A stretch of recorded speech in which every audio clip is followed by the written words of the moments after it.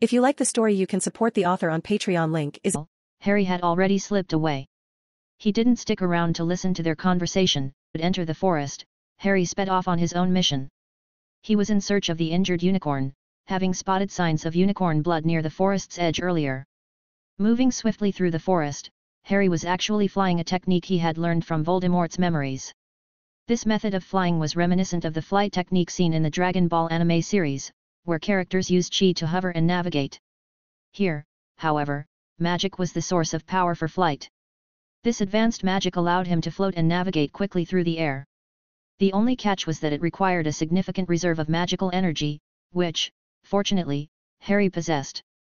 With a swift and silent flight, which allowed him an excellent vantage point over the forest, Harry quickly spotted the silvery bright injured unicorn lying on the ground a short distance away. Nearby, a sinister, hooded figure, clearly Quirrellmort, was Harry was cautious with his spell choice. He needed to ensure nothing went wrong and harmed the unicorn, stabilize its condition and prevent further harm, ensuring it would survive a little longer while he dealt with the imminent threat. Harry's attention then snapped back to Quirrellmort, who, realizing his cover was blown, started to sprint away through the underbrush. Harry chased after him. Quirrell's speed was no match for Harry's superhuman speed, and Harry quickly caught up. Quirrellmort, cornered and desperate, spun around, his wand slashing through the air as he shouted, Avada Kedavra. The deadly green light of the killing curse shot towards Harry, who reacted just in time. A huge block of stone appeared in the path of the spell, blocking the deadly curse. Quirrellmort, panting heavily from the exertion, didn't let up.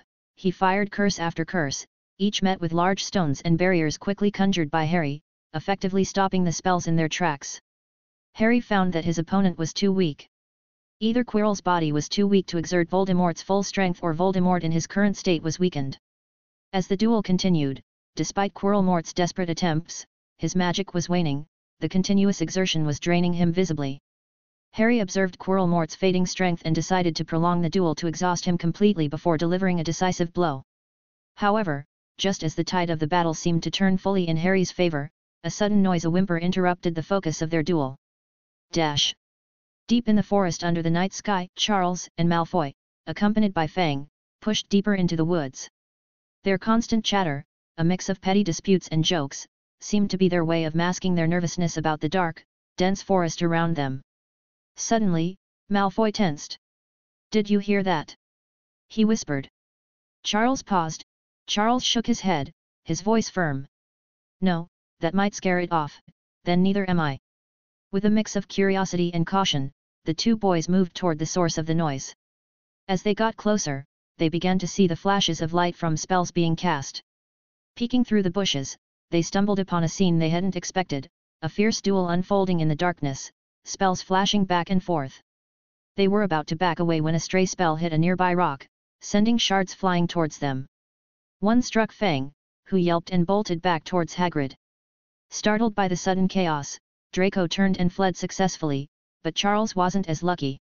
In his panic, he tripped over a root and tumbled to the ground, his heart racing as he realized how dangerous their situation had become. Dash! Harry and Quirrell were alerted by a noise and turned to see Fang and two boys trying to escape. Recognizing Charles Potter among them, Quirrell seized the chance to eliminate him and escape from the challenging situation.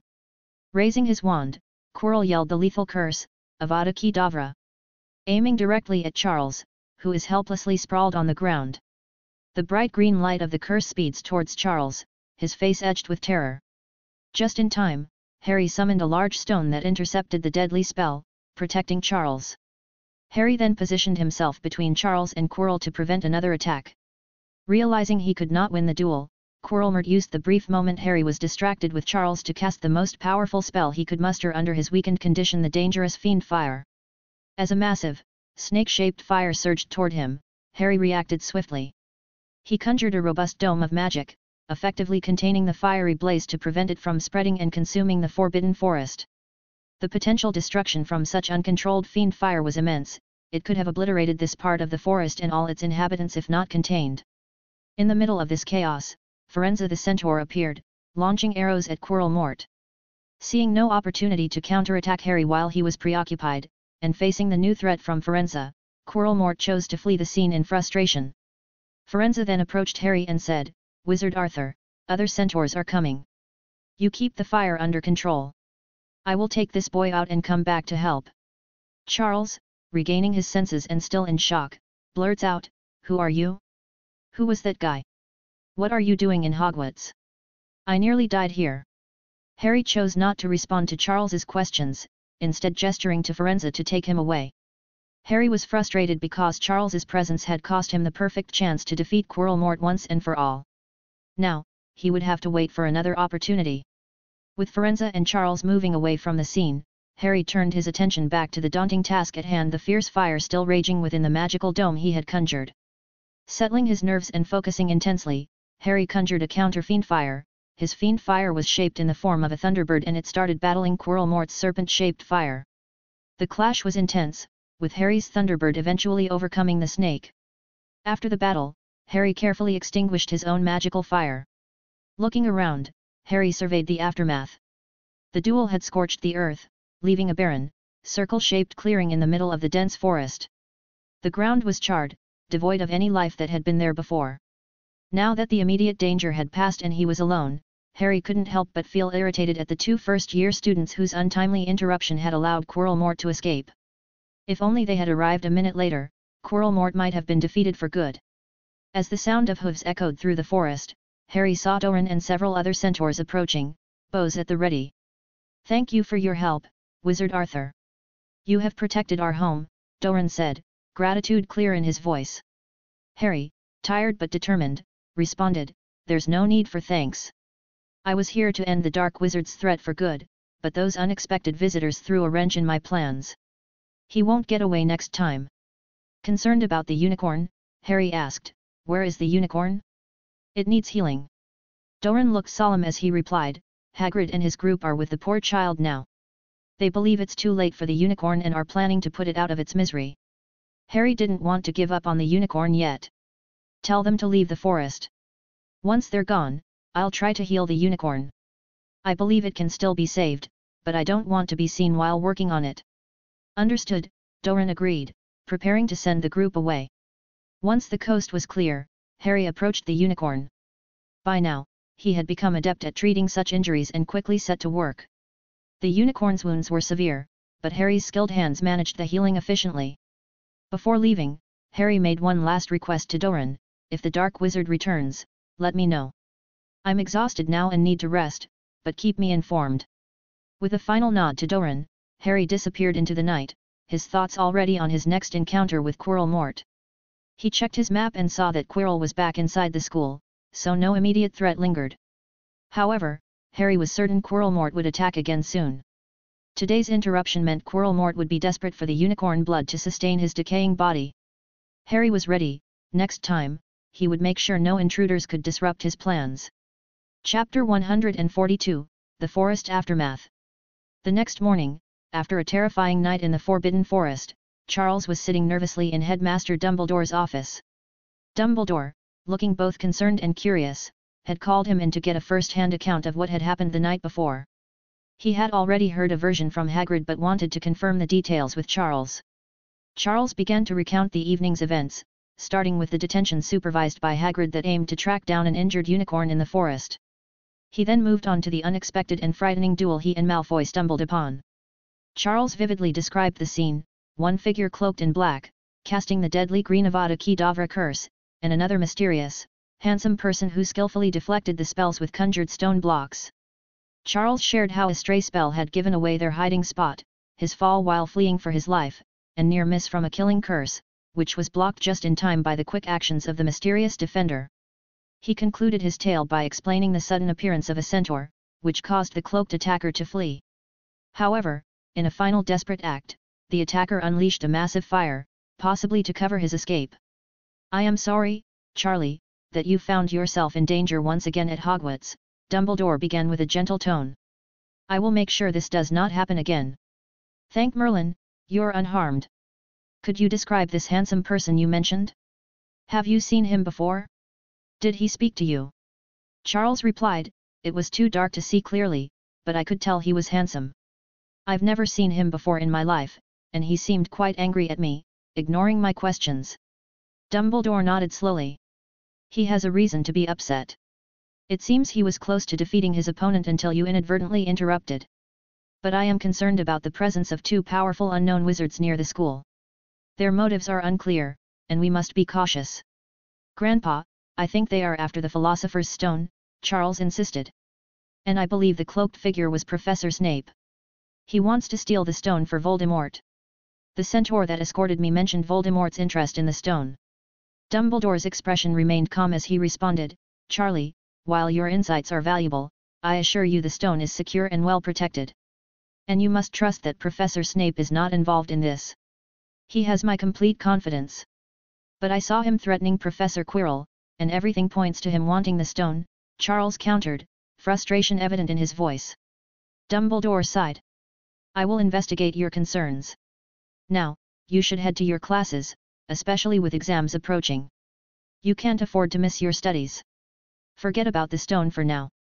As Charles prepared to leave, Dumbledore's tone softened yet carried an underlying firmness. And Charlie, he added, it's imperative that you keep last night's events confidential for now. I need to investigate this without any external interference. Please ensure your friends do the same.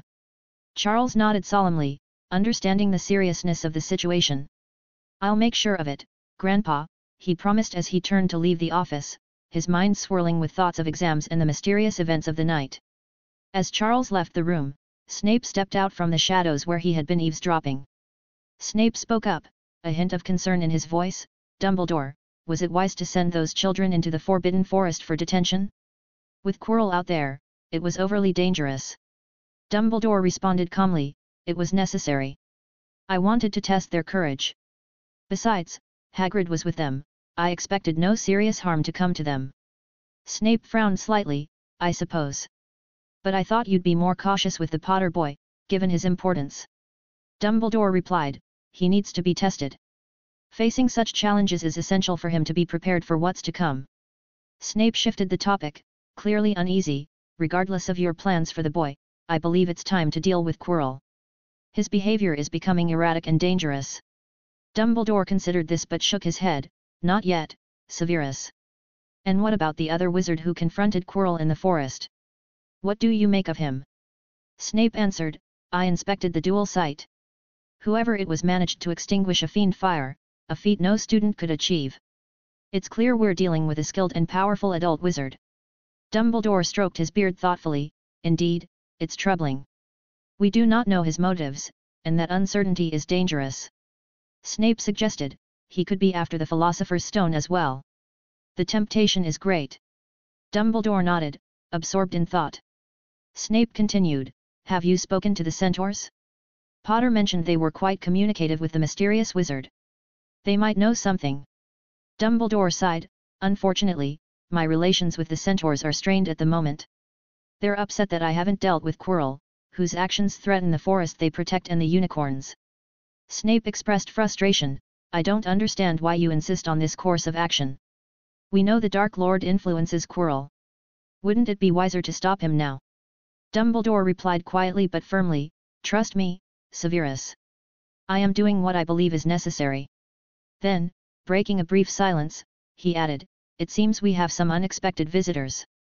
As Snape turned towards the door, it burst open, and Lucius Malfoy stormed in. His face was red with anger, and his eyes sparkled fiercely as he slammed his cane against the floor. Albus! This is outrageous! Lucius exclaimed. At first, I thought Draco was exaggerating, but then I remembered this is exactly the kind of thing you do, Dumbledore. Sending young people into danger. But how dare you send my son, the sole heir of the Malfoy line, into that dangerous forest? Especially when, if my sources are correct, there is a wizard hunting unicorns there. This is utterly unacceptable. How could you allow such recklessness? Dumbledore responded calmly, Lucius, as far as I am aware, you've lost your position on the Board of Governors after losing the support of the Black family. You have no authority to make demands here at Hogwarts. Lord Malfoy gave a disdainful snort, my position on the board might be compromised, but I still have allies there. After they read my son's letter about last night, they permitted me to confront you and demand a satisfactory explanation. Dumbledore nodded slightly, it's good to know you still have some connections. However, Severus and I are still looking into last night's events. I didn't make the decision to send first years into the forest for detention, and we will inform the board once we have all the facts. Lucius Malfoy stood firm in Dumbledore's office, his voice filled with frustration and anger. This isn't going to work, Dumbledore. My son was nearly killed. I'm not going to sit around while you concoct some story. If I don't get an explanation right now, I'll go to the Daily Prophet. They'll jump at the chance to cover this after the Halloween incident, he threatened. Dumbledore tried to calm the situation. Lucius, let's not make this worse. Draco is safe, after all. And you must have other concerns, especially with the financial troubles since the Blacks withdrew their support. Focus on that, and I'll provide a full explanation later. But Malfoy was unyielding. Stop mentioning the Black family. I know your relationship with them isn't great either. If I involve them, they might even support me in blowing this up even bigger. Dumbledore realized he was in a precarious position, knowing well that Sirius Black would seize the opportunity to retaliate for past grievances linked to his godson. With a sigh of concession, Dumbledore asked, "All right, Lucius, what do you want to keep this quiet?" Malfoy glared at Dumbledore with disdain. "You tell me, Dumbledore. What can you do to keep this quiet? Remember, my son nearly lost his life last night." Dumbledore responded calmly, "I'm willing to support your return to the Hogwarts Board of Governors." Malfoy remained silent, waiting for more. Dumbledore continued, "I can also shield you from some of your adversaries during this challenging time. That's the best I can offer. Don't push me further, Lucius, or I might not be able to control what gets leaked to the press. Is that what you want?" Snape, who had been quietly observing the tense exchange, saw a chance to improve the offer. He smoothly suggested, "And perhaps, Lucius, we could consider Draco for the seeker position on the Quidditch team next year." Realizing this was probably the best deal he would get without upsetting Dumbledore further, Malfoy agreed. "That would be acceptable," he conceded, his tone less heated. "I'll look forward to hearing good news from Draco, Severus." With a reluctant nod, Lucius turned and left the office, his fury somewhat eased by the promises made. Once the door closed, Dumbledore let out a weary sigh and turned to Snape. "That resolves one issue. Severus, please focus on identifying this mysterious wizard. Leave Quirrell to me for now." Snape nodded in agreement and departed, leaving Dumbledore alone with his thoughts about the mysterious figure disrupting his plans. Chapter 143, The Final Confrontation. For Harry, the revelation of his disguised identity to Charles and Dumbledore was insignificant. He had already accepted that keeping his Arthur persona a secret was not going to last, especially since the Centaurs knew and they had connections with Dumbledore. He didn't let this concern him too much. Instead, Harry focused on more pressing issues. He was closely monitoring Professor Quirrell, who had taken a break from teaching due to ill health after their confrontation. The failure to secure unicorn blood, combined with the significant drain on his magic during their duel, had left Quirrell physically weakened.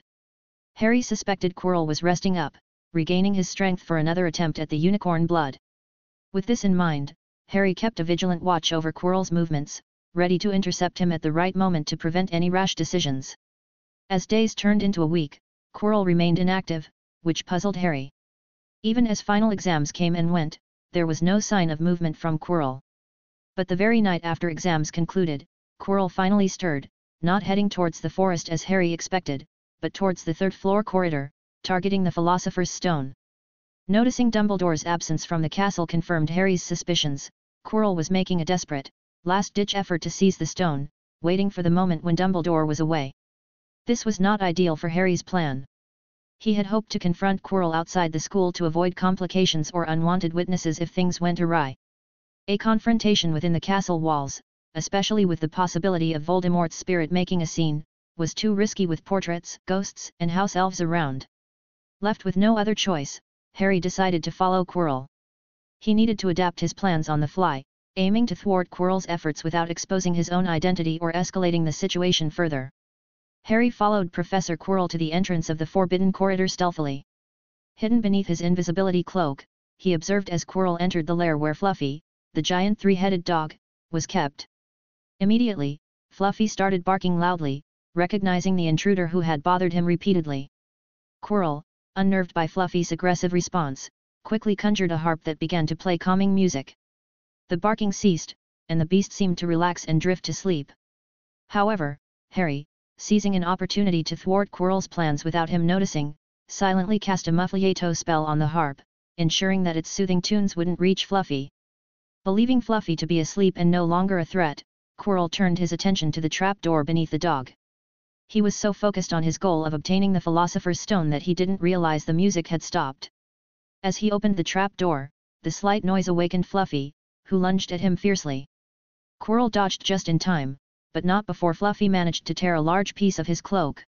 Frustrated and fearful, Quirrell raised his wand against Fluffy, ready to eliminate the obstacle permanently.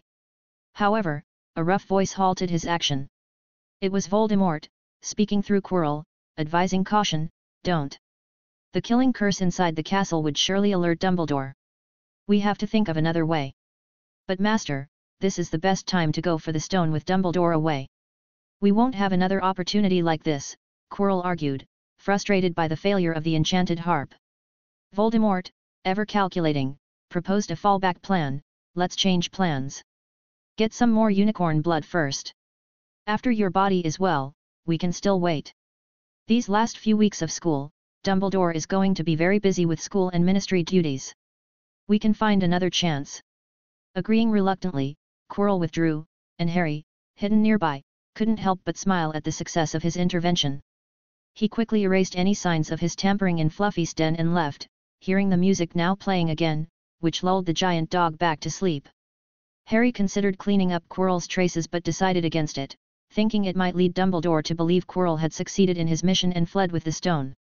Harry, having shadowed Quirrell closely, quickly reached the dense, shadowy confines of the Forbidden Forest.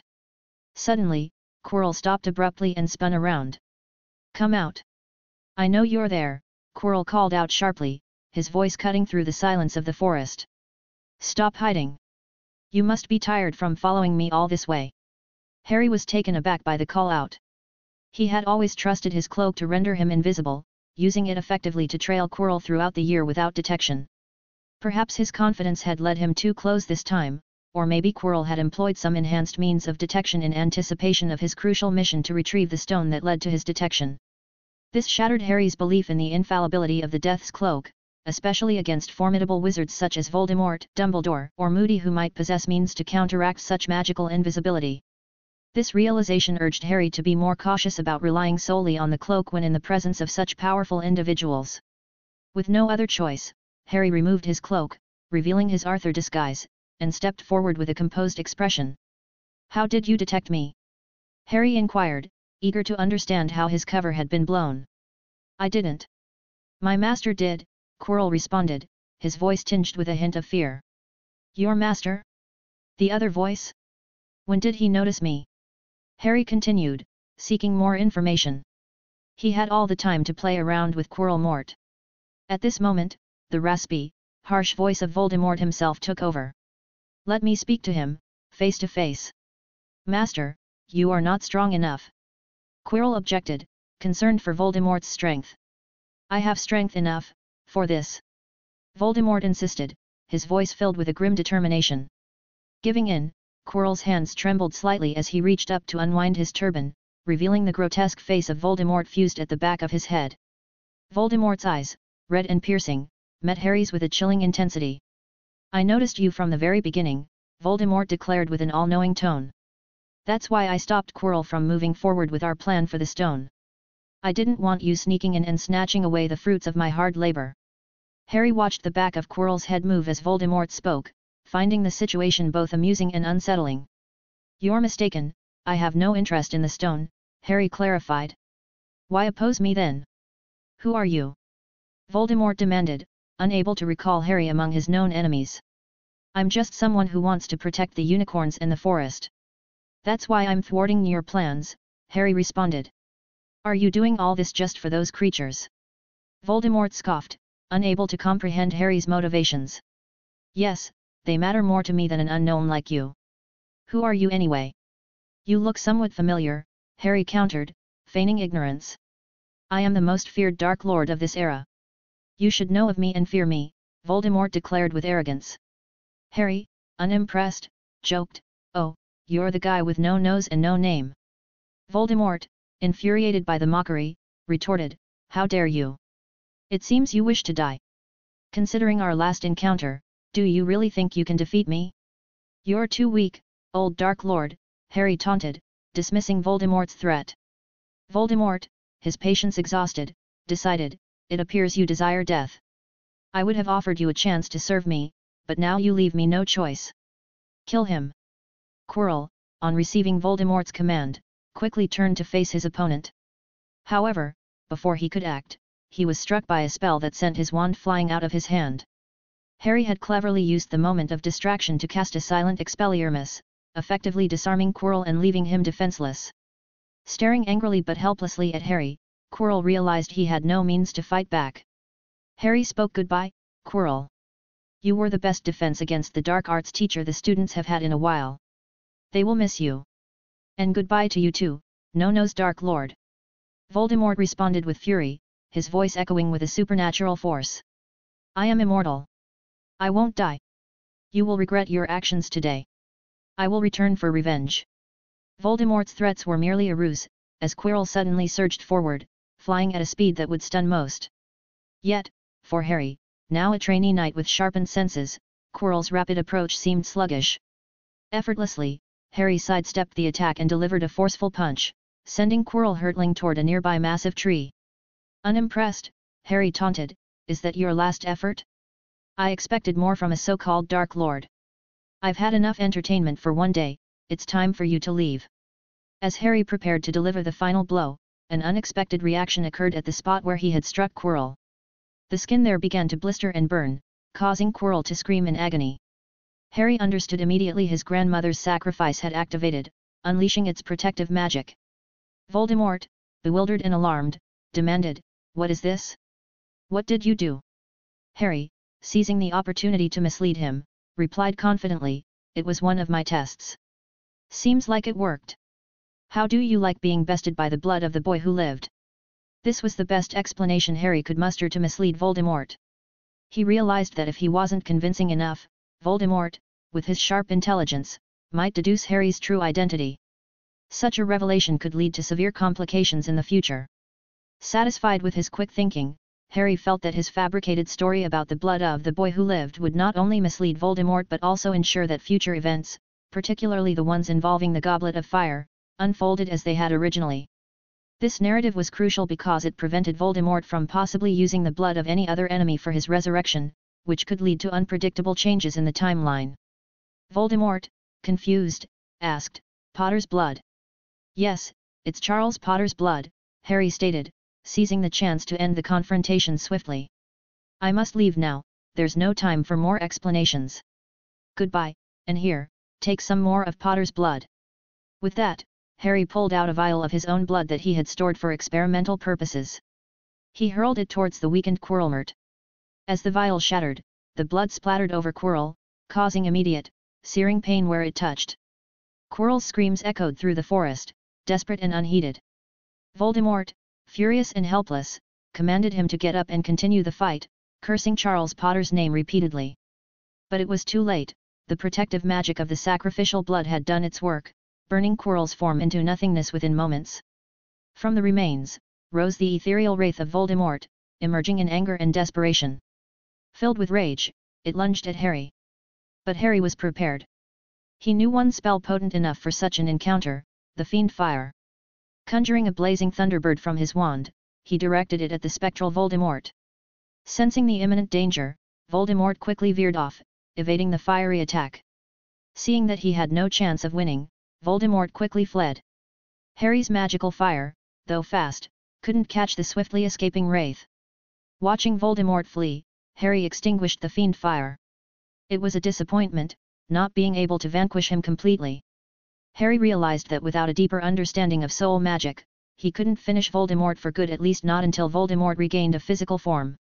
His immediate task complete, Harry turned his attention to erasing all traces of their clash. He meticulously cleaned the area of any residual blood and magical signatures, ensuring no evidence was left behind. He also destroyed what remained of Quirrell's body, and stored Quirrell's wand in his bag. It might not be useful now, but it could have its purposes later. With the scene thoroughly sanitized, Harry made his way back to the safety of Hogwarts. The immediate dangers had been addressed, and he looked forward to some peace before his departure home. Chapter 144, Saving Gryffindor Troublemakers Part 1. As Harry made his way back to the Ravenclaw Tower, relieved after successfully completing his mission, he felt a weight lift off his shoulders. The tense days of keeping a close eye on Quirrell were finally over. However, his sense of accomplishment was quickly overshadowed by an urgent problem. Barely inside the Ravenclaw Tower corridor, Harry was met by Neville Longbottom, who was visibly anxious and agitated. Neville was pacing near the entrance, looking both excited and worried. "Harry, there you are!" Neville exclaimed, rushing over.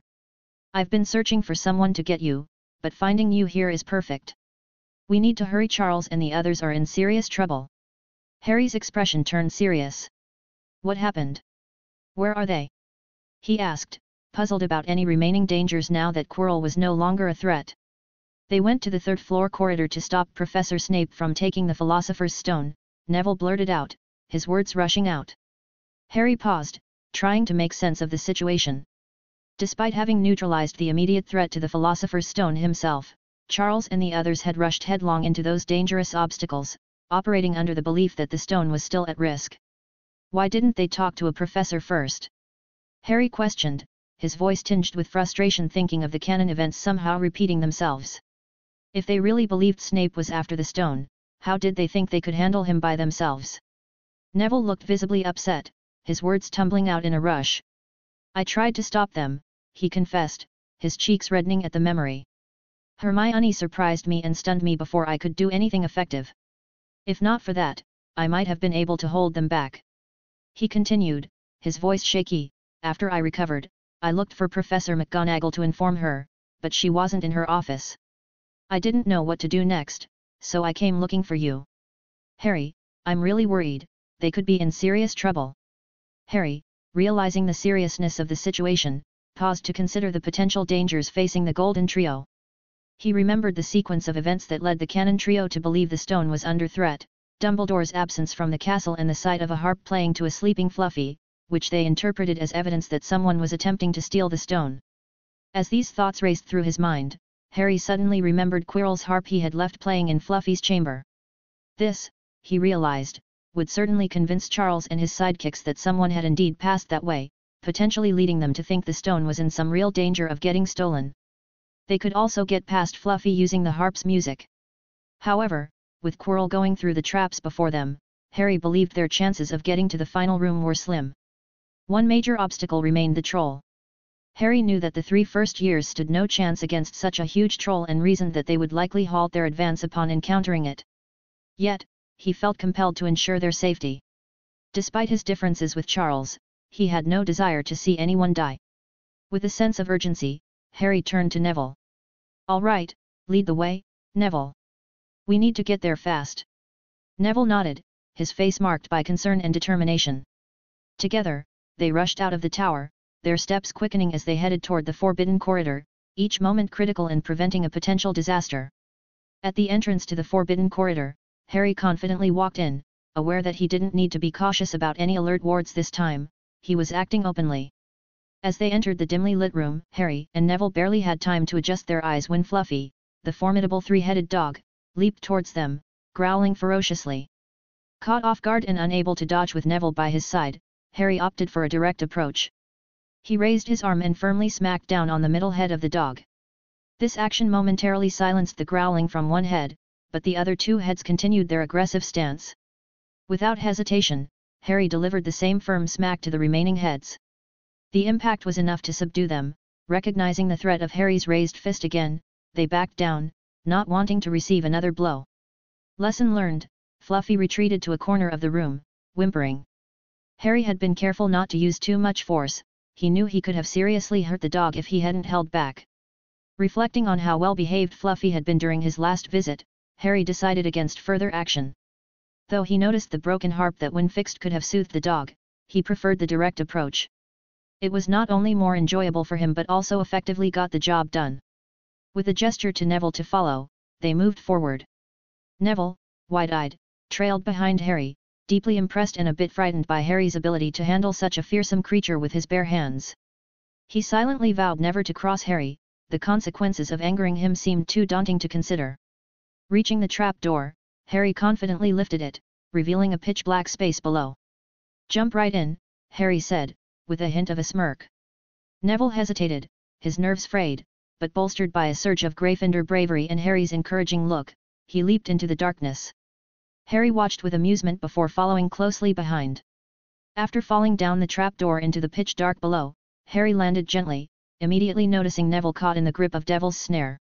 Seeing an opportunity for a teaching moment since they weren't in immediate danger, Harry decided to guide Neville rather than simply rescue him. "Stop flailing around, Neville," Harry instructed calmly. "Think about what kind of plant has ensnared you and what you need to do to escape." Hearing Harry's composed voice helped Neville to calm down. He recalled his herbology lessons. "It's Devil's Snare. It shrinks away from sunlight if I remember correctly." "Exactly," Harry affirmed. "Now, show me how you'd handle it." "The spell you need is Lumos Solemn. Focus your intent, it's crucial in spell casting. We need to hurry, your friends might be in trouble." Despite his nerves, Neville was motivated by the thought of his friends in danger. He took a deep breath, raised his wand, and firmly cast Lumos Solemn. A brilliant blue light burst from his wand, hitting the plants. Harry watched with a small smile as the Devil's Snare recoiled and withered under the intense light, freeing them both. Neville's successful spell not only cleared their path but also boosted his confidence. After they left the room with the Devil's Snare, Harry noticed blood drops leading into the next area, indicating that the trio hadn't escaped from Fluffy unscathed. Clearly, one of them had been injured. "Someone's hurt, Neville. We need to move fast," Harry urged, quickening his pace. They rushed into the next room, which had drastically changed from Harry's last visit. The flying keys and brooms that once filled the air were now absent, their remnants scattered and embedded in the door leading out. Harry opened the door and stepped through, followed closely by Neville. In the chess room, they found Ron lying unconscious on the floor. Neville, alarmed, ran to his side, calling his name. Harry approached and examined Ron. He found a wound on Ron's leg, roughly bandaged with torn cloth. This was clearly where Fluffy had injured him. Other than his leg, Ron seemed fine. He had likely fainted from the exhaustion, pain, and blood loss. Harry carefully replaced the makeshift bandage with proper first aid to stabilize the wound. Knowing they couldn't delay, he urged Neville to keep moving. They didn't have the luxury of time to fully heal Ron with magic. The rest of the work was left for Madame Pomfrey. Harry was particularly concerned about the next obstacle, a fully grown troll that was now even more of a threat since Charles and Hermione would have to face it without Ron's help. As Harry stepped into the troll room, the silence unsettled him. It was not a good sign. He quickened his pace, with Neville trailing behind, puzzled by the sudden change in Harry's demeanor. Inside, they were greeted by the sight of a massive troll lying unconscious on the floor. Relieved, Harry deduced that it had been subdued by the duo, likely with the levitation charm like in the canon based on the troll's position and the club that lay discarded nearby. This clever feat by Charles and Hermione was impressive enough to earn Harry's silent commendation. Neville, wide-eyed, turned to Harry. "Is that a troll? How did Charles and Hermione manage to get past it?" "It's enormous," Harry explained. "They probably used a simple first-year spell, the levitation spell, to knock it out. Want to try waking it up and testing that theory yourself?" Neville quickly shook his head. "No, thanks. Maybe some other time. We should keep going, Charles and Hermione might still need our help." Amused by Neville's response, Harry agreed, and they continued onward. Just as they were about to leave the room, a noise echoed from behind them, snapping them to attention. Both spun around, wands at the ready, prepared for whatever might come next. Chapter 145, Saving Gryffindor Troublemakers Part 2. Emerging from the shadows, Dumbledore appeared, his robes gleaming in the dim light of the corridor. Harry wasn't entirely surprised to see him.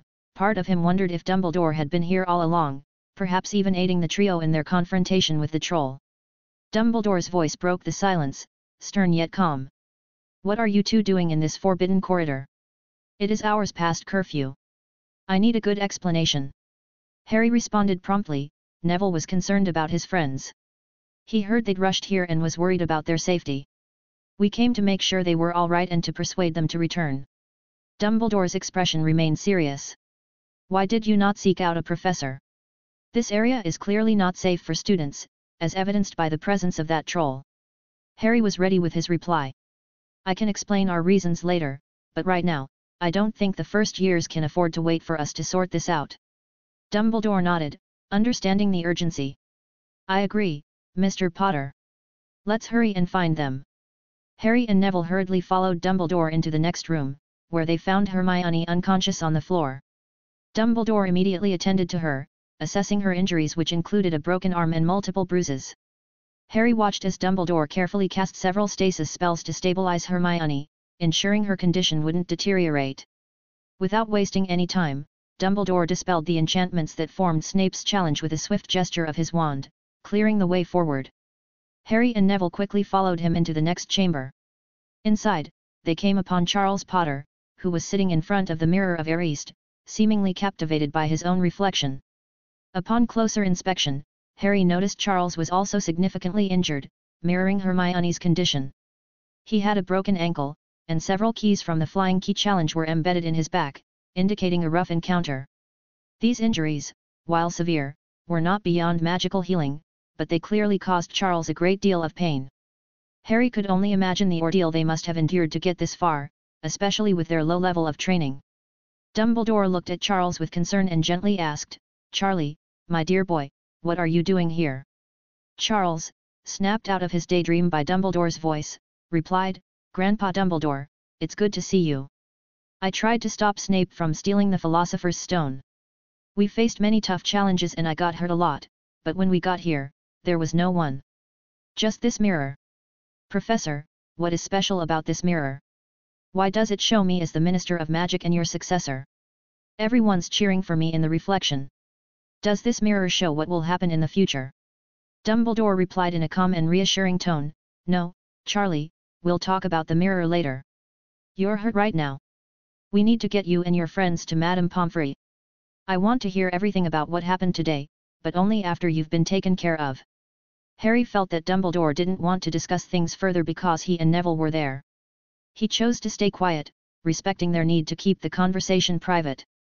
However, he was very surprised by how close their relationship was.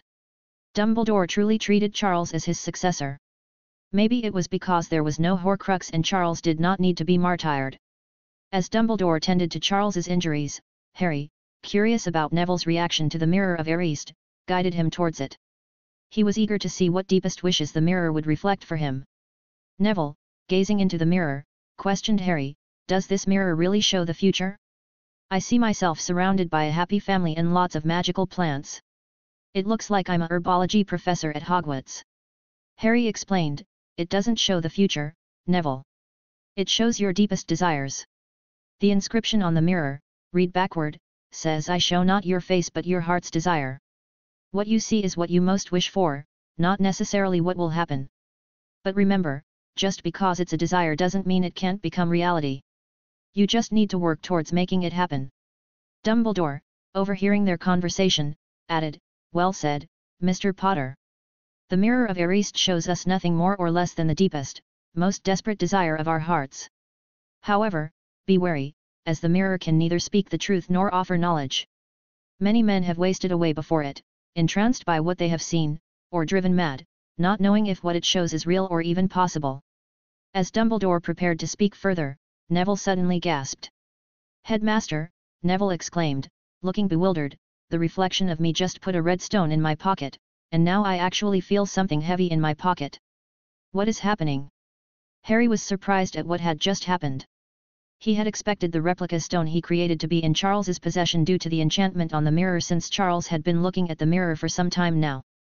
Observing Dumbledore's reaction, it was clear he was puzzled as well. "Dumbledore, I'm glad you asked me that. It was one of my more brilliant ideas, and between you and me, that's saying something. You see, only one who wanted to find the stone find it, but not use it would be able to get it, otherwise they'd just see themselves making gold or drinking elixir of life. Even I am sometimes astonished by my own cleverness. However, I had anticipated that it would be Charles who ended up with the stone." Charles looked a bit embarrassed. "Honestly, Professor, I didn't see the stone in the mirror. I was too caught up admiring my future achievements." It was clear to Harry that Charles had hoped to keep the stone for himself and why the enchantment did not work for him. Frankly, Harry understood the temptation. He wouldn't have minded keeping the real stone himself. "Neville, oblivious to what the people around him were thinking, cheerfully handed over the stone to Dumbledore. Dumbledore inspected it briefly, sensing something was off but decided this wasn't the right moment for a thorough examination and tucked it into his robe. "Let's not linger here any longer," Dumbledore declared. "We need to get all of you to the hospital wing for proper care." With that, Dumbledore conjured charms to levitate Charles and they began to exit the room. Harry and Neville followed closely behind. As they moved, Hermione and Ron were also magically levitated and added to their procession. Exiting the corridor, they were met by Professors McGonagall, Flitwick, and Snape, who had been gathered, likely alerted to the situation. Together, the group made their way toward the hospital wing, ready to attend to the students' injuries and debrief on the night's chaotic events. In the hospital wing, Harry and Neville found themselves explaining everything to the professors. Neville shared how he had tried to prevent Charles, Hermione, and Ron from breaking school rules again and how he'd sought out Harry for help after failing to find Professor McGonagall. Harry explained that because Neville had indicated the trio had been gone for quite some time, he was worried about their safety. He chose not to waste time looking for another professor, fearing the first years were in immediate danger. Once the professors felt satisfied with their explanations, they allowed Harry and Neville to return to their dormitories. Meanwhile, Charles, Hermione, and Ron, still unconscious from their ordeal, were spared the interrogation for now as they recovered in the hospital wing. Relieved to be back in his dorm, Harry was eager to share the second part of the night's events with his friends. The first part was going to be a secret shared only with his closest family to prepare them for the eventual return of Voldemort. The rest of the night's events, however, seemed like a thrilling adventure story that Harry could safely share with his fellow students. He was excited to tell them about the various obstacles in the forbidden third-floor corridor, turning the adventure into a captivating tale for his friends, and providing them with some entertainment. Chapter 146, End of the Third Year. By breakfast the next morning, the entire school was abuzz with news about the previous night's events.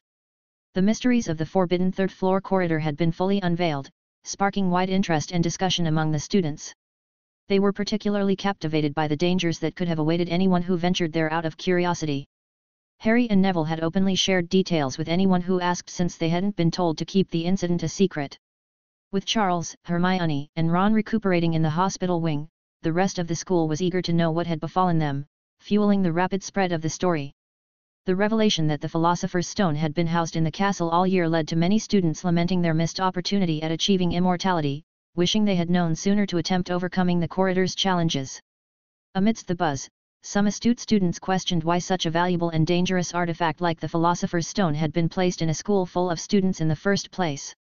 Skepticism regarding the rumor that Professor Snape had been after the stone was widespread. Many believed that Charles had simply sought an adventure to restore his glory, using the accusation against Snape as a mere pretext to tackle the corridor's famed challenges. In the midst of all this excitement, the absence of their defense against the dark arts professor went largely unnoticed. With the academic year wrapping up, exams finished, and no more classes in session, the students were too engrossed in discussing the corridor's secrets or enjoying their final days at school before the summer break to realize one of their professors was missing. Although the students had forgotten their Dada professor, one person in the castle was particularly eager to find Professor Quirrell, or at least to discover what had happened to him. Dumbledore, following the night's ordeal and after ensuring the children were safe in the hospital wing, made a startling discovery. The stone he had in his possession, thought to be the Philosopher's Stone, was merely a duplicate, a simple replication created by a Gemino charm. The truth was, the real Philosopher's Stone had never been in the castle.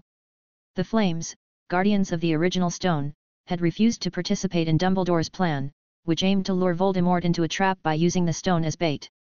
Reluctantly, at Dumbledore's persistent request, they had provided a decoy stone, one from a failed experiment that looked convincing enough at a glance to deceive any wizard, though a meticulous inspection would reveal its true nature. With this decoy integrated into his plan, Dumbledore had hoped to draw Voldemort out. However, as he reviewed the events of the night and conducted his investigations questioning portraits and house elves, no clear answers emerged about the whereabouts of either Quirrell or Voldemort. The most plausible scenario Dumbledore could piece together was that Voldemort might have seized the decoy stone and fled, possibly believing it to be the real Philosopher's Stone. This theory, while somewhat comforting in that the false stone would provide no real power, also suggested that Voldemort would soon find himself weakened again, devoid of a host and in desperate need of another to sustain his life. This uncertainty left Dumbledore to ponder the next moves in this high-stakes chess game against his old student. As the school year wound down at Hogwarts, everyone was preoccupied with the final events and outcomes. Dumbledore, deeply engrossed in unraveling the mysterious disappearance of Quirrell and Voldemort, barely noticed the flurry of school activities. The final Quidditch match of the year took place, pitting Ravenclaw against Gryffindor. With Charles confined to the hospital wing and no longer part of the team, he missed the chance to participate in or even watch the last game of the season. Ravenclaw took full advantage of Gryffindor's weakened lineup, lacking a skilled seeker, and secured an easy victory. This win for Ravenclaw, however, didn't change the overall outcome of the Quidditch season. Slytherin clinched the Quidditch Cup once again. Their dominance was unsurprising, particularly with Harry absent from the field, leaving Ravenclaw unable to challenge Slytherin effectively during their matches. Days later, the results of the final exams were announced. In Harry's year, his friends topped the list, securing the highest ranks with their consistent academic excellence. Curiosity peaked around the academic performance of Charles, the boy who lived. However, expectations fell flat when he ranked only 9th, much to the disappointment of his few remaining admirers. That evening, the Hogwarts end-of-year feast was vibrant with anticipation as the House Cup winner was to be announced. The Great Hall shimmered in Slytherin's green and silver, celebrating their narrow victory over Harry's house by just 10 points, placing Slytherin first and Ravenclaw second, with Gryffindor lagging far behind due to many unfortunate point losses. Despite the festivities at the end-of-year feast and Slytherin's apparent victory, Harry sensed that the evening's outcomes might not be settled just yet. He suspected that Dumbledore might intervene to tilt the scales in favor of Gryffindor, not simply for the house's sake, but particularly for his favored student, Charles. Charles, along with his two friends, had been instrumental in losing a substantial number of points for Gryffindor throughout the year due to various reasons. This had not made them particularly popular within their own house. Harry speculated that Dumbledore might restore Gryffindor's fortunes and rehabilitate Charles's image by awarding last-minute points for their bravery or other commendable actions, mirroring what had happened in the canon with Harry. Even in the canon, the last-minute awarded points had dramatically shifted house perceptions of the Golden Trio, turning the house pariahs into heroes overnight. Therefore, Harry watched keenly, anticipating Dumbledore's next move. He was curious to see if last-minute points would indeed be awarded to Charles and how the rest of the student body would react to such a turn of events. At night, the Great Hall buzzed with the energy of students excited for the end-of-year feast. Laughter and chatter filled the air as everyone anticipated the upcoming holidays. Among the crowd, Harry noticed the Golden Trio: Charles, Hermione, and Ron, who had just been released from the hospital wing. They looked completely healed, showing no traces of their recent ordeal. As the students settled down, Dumbledore made his entrance, and the hall quieted in anticipation of his speech. Harry's friend Roger noticed his unusually keen interest. "Why are you so excited for Dumbledore's speech today, Harry? You usually don't pay much attention," Roger asked, puzzled by Harry's anticipation. Harry replied with a mysterious grin, "I have a feeling his speech today will stir up quite a commotion. Just wait and watch." Reggie chimed in, his curiosity piqued by Harry's confidence. "That prophetic feeling again? You've really got me excited now." As another academic year came to a close, Dumbledore stood before the excited students gathered in the Great Hall for the end-of-year feast. With his usual charm, he began his speech. "Another year gone," Dumbledore said cheerfully. "And I must trouble you with an old man's wheezing waffle before we sink our teeth into our delicious feast. What a year it has been! Hopefully, your heads are all a little fuller than they were. You have the whole summer ahead to get them nice and empty before next year starts. Now, as I understand it, the House Cup here needs awarding, and the points stand thus: in 4th place, Gryffindor, with 362 points, in 3rd, Hufflepuff, with 452, Ravenclaw has 562 and Slytherin, 572. A loud cheer erupted from the Slytherin table, their pride evident. Yes, well done, Slytherin," said Dumbledore. "However, recent events must be taken into account." The room went very still. The Slytherin's smiles faded a little and Harry was excited about the things to come. "Ahem," said Dumbledore. "I have a few last-minute points to dish out. Let me see. Yes. First, to Mr. Ronald Weasley for the best played game of chess Hogwarts has seen in many years, I award Gryffindor House 60 points." Gryffindor's table erupted in cheers, though the rest of the hall remained unusually quiet, absorbing the shift in points. Next, to Miss Hermione Granger, I award 60 points for the use of cool logic in the face of fire, Dumbledore announced, prompting another round of applause from Gryffindor. "Third to Mr. Charles Potter," said Dumbledore, "for pure nerve and outstanding courage, I award Gryffindor House 90 points." Those who could add up while yelling themselves hoarse knew that Gryffindor now had 572 points, the same as Slytherin. The excitement at the Gryffindor table was palpable, though they seemed slightly disappointed not to have surpassed Slytherin just yet. Dumbledore, observing the mood, continued. "It takes a great deal of bravery to stand up to our enemies, but just as much to stand up to our friends. Therefore, I award 10 points to Mr. Neville Longbottom." Now with those points added, Gryffindor surpassed Slytherin. The hall broke into mixed reactions, Gryffindor celebrating their sudden victory, while the other houses responded with chilly silence to the dramatic turn of events. With that, Dumbledore concluded, "We need a change in decoration." At his clap, the hall transformed. Slytherin's green and silver switched to Gryffindor's scarlet and gold, and the lion replaced the serpent. The celebration at Hogwarts quickly descended into chaos. While Gryffindor students were overjoyed, students from Slytherin, Ravenclaw, and Hufflepuff voiced their strong disapproval. This reaction was notably different from what happened in the original world. Harry understood why things had turned out this way. Unlike in the canon world, where Slytherin dominated the House Cup for many years, here in this world, the House Cup has changed hands in the past 2 years. Ravenclaw had won last year, and Hufflepuff the year before. So, the other houses weren't as eager to see Slytherin lose and were willing to accept their victory this year, since the Slytherin house had genuinely earned it through their efforts in behaving well and controlling the bullies. Another big reason for the upset was that everyone at Hogwarts knew about the Gryffindor trio's unnecessary adventure into the Forbidden Corridor. They knew the trio had just gone there to tackle the challenges and weren't really saving the school from any danger. Instead of punishing them for breaking a significant rule, Dumbledore awarded them a lot of points, which seemed like clear favoritism towards his favorite students. This apparent favoritism led to frustration among the other houses. They felt all their hard work throughout the year to earn and keep points was disregarded because of Dumbledore's decision to reward the trio heavily at the last moment. The protests from the students grew louder, reflecting their dissatisfaction. Dumbledore seemed surprised by this strong reaction. His recent focus on dealing with Quirrell and threats from Voldemort had kept him out of touch with the student body's feelings about the Forbidden Corridor incident. The other professors, however, were more in tune with the students' views and understood why there was such a backlash against Dumbledore's actions. As the situation in the Great Hall grew increasingly chaotic with students from all houses except Gryffindor protesting, Professor McGonagall, the deputy headmistress, knew she needed to intervene. "Quiet! Sit in your place. I won't have my students behaving like this in my school," McGonagall demanded, standing up to address the students. Her stern voice caused the students to reluctantly sit back down, though murmurs of disappointment continued under their breath. McGonagall continued, "I know some houses are disappointed by this outcome, but there is one more point reward left.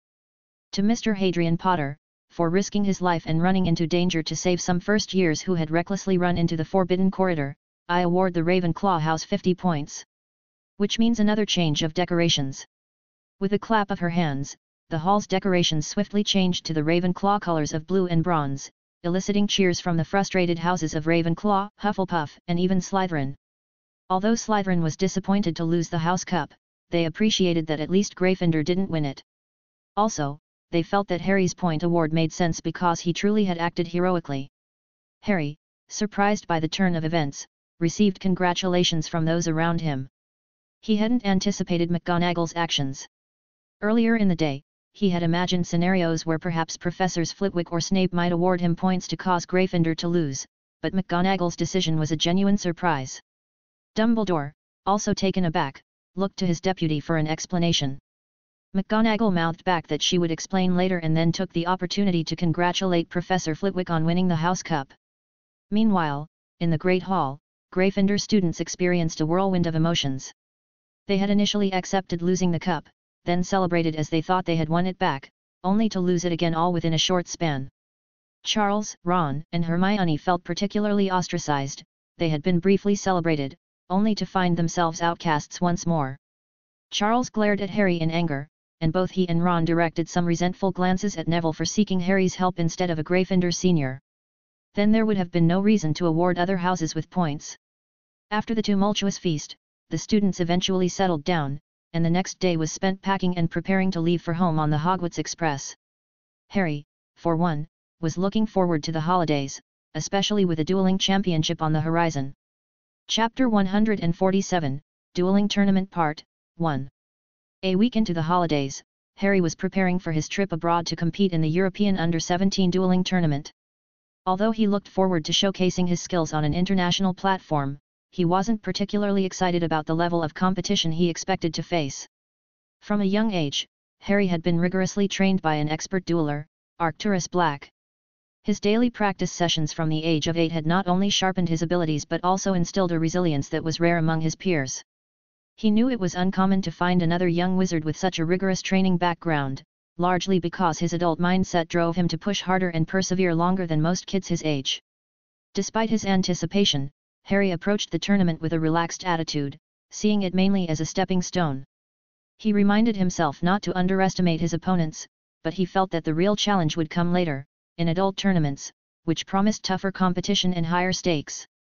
For now, the European Under-17 was just a gateway, an opportunity to qualify for the more daunting adult dueling circles. Over the past week, Harry had immersed himself in understanding the rules and regulations of the European Under-17 dueling tournament, which he found quite straightforward. The rules emphasized fair play and safety, strictly forbidding lethal spells and any form of magic that could cause permanent damage. Violating these rules could lead to severe repercussions. The tournament was organized into a 3-day event. The first day was dedicated to group stages, followed by knockout rounds on the second, and culminating in the finals on the third. Each duel had a 20-minute time limit, which, interestingly, no match had ever reached due to the fast-paced nature of the duels. Victories could be achieved in several ways: disarming an opponent, knocking them out, or forcing them out of the dueling ring, either physically or magically. While there were no restrictions on the types of spells used, provided they weren't lethal, competitors typically opted for spells known for their non-lethal nature such as Expelliarmus, Stupefy, Protego, and others. These choices made the duels a test of quick reflexes and tactical skill rather than raw power. This year's tournament was set in Paris, France, promising 3 exciting days of magical competition. Harry had prepared meticulously for the event, even selecting custom dueling robes designed for flexibility and style, black with emerald green stripes to match his eyes and adorned with the Potter family crest, giving him a distinctive appearance. Harry's entire family, except for Arcturus and Cordelia, planned to attend. They viewed the tournament not only as a competitive event but also as a family outing, intending to enjoy some leisure time on France's beautiful beaches after the tournament's conclusion. Everyone was eager to support Harry and enjoy a break from their usual routines. On the morning of their departure for the European Under-17 dueling tournament, Harry and his family used an official porte-clés provided by the Department of International Magic Cooperation. This marked Harry's first experience with magical international travel, as previous trips had been conducted using Muggle means. The presence of Amelia and Sirius, both Aurors and British Ministry officials, necessitated this formal method of travel. They arrived directly at the French Ministry of Magic, which contrasted starkly with its British counterpart. Unlike the underground British Ministry, the French Ministry was above ground, bathing its spacious interior in natural light. The decor was lively, adorned with bright colors and extensive use of marble, giving it an airy and opulent feel. After settling into their hotel, Harry and Sirius had several administrative tasks to complete before the tournament could begin. They spent a couple of hours at the tournament venue verifying Harry's identity, confirming his age was under 17, checking his wand to ensure it met the tournament's restrictions, and undergoing a medical examination to rule out the use of performance-enhancing potions. Harry also received a detailed briefing on the tournament rules and the expected conduct for participants. Harry, at 14, was younger than most competitors, who were typically 16. Yet, his participation did not draw any particular attention. It was common for younger wizards to enter the tournament for experience before making more serious attempts in later years. Once all formalities were completed, Harry and Sirius rejoined their family. They spent a pleasant evening touring Paris, enjoying the sights and sounds of the city away from the pressures of the magical world. After the leisurely evening, Harry woke up the next day, relaxed and all set for the upcoming tournament. Dressed in his custom dueling robes black with emerald green stripes and the prominent Potter crest, Harry made a striking figure. As the time for the competition approached, Harry and Sirius made their way to the contestants' entrance while the rest of their family headed to the spectator area. At the entrance, they were greeted by an official who asked in French, "Name and country, please." Sirius responded, "Sirius Black and Hadrian Potter from Great Britain." Mr. Potter is a contestant for the Under-17 Championship. The official meticulously checked their credentials against the records from the previous night before allowing Harry and Sirius to proceed. Inside, they entered a large hall bustling with contestants and their mentors or guardians, who were engaged in last-minute strategizing. Most competitors were around 16 years old, with a few younger participants who looked noticeably nervous. Harry noticed a few familiar faces from Hogwarts among the contestants, like Percy Weasley and Marcus Flint. There were others he didn't recognize. It puzzled him why some were here, as they hadn't shown notable dueling talent at school or in any known competitions. Just then, Sirius returned, holding a sheet with details about Harry's upcoming duels. "Harry, your first match is against one of your schoolmates.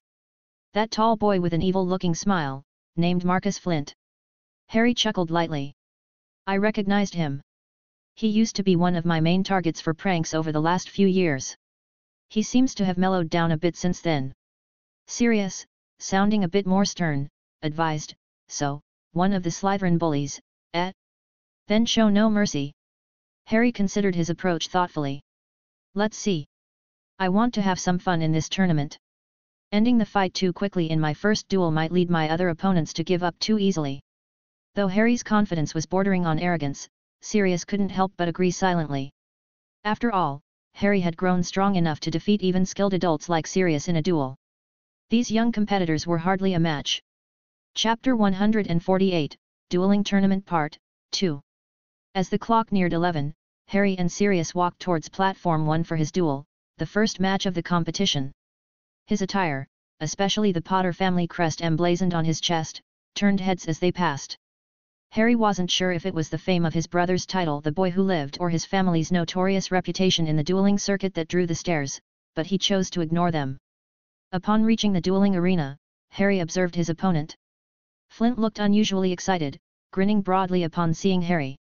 Flint, being 2 years senior to Harry, had entered the tournament more out of familial obligation than genuine interest, believing he stood little chance of advancing in this difficult tournament. However, the prospect of facing a younger opponent like Harry seemed to have ignited a flicker of hope in him, a hope to impress his father with at least one victory.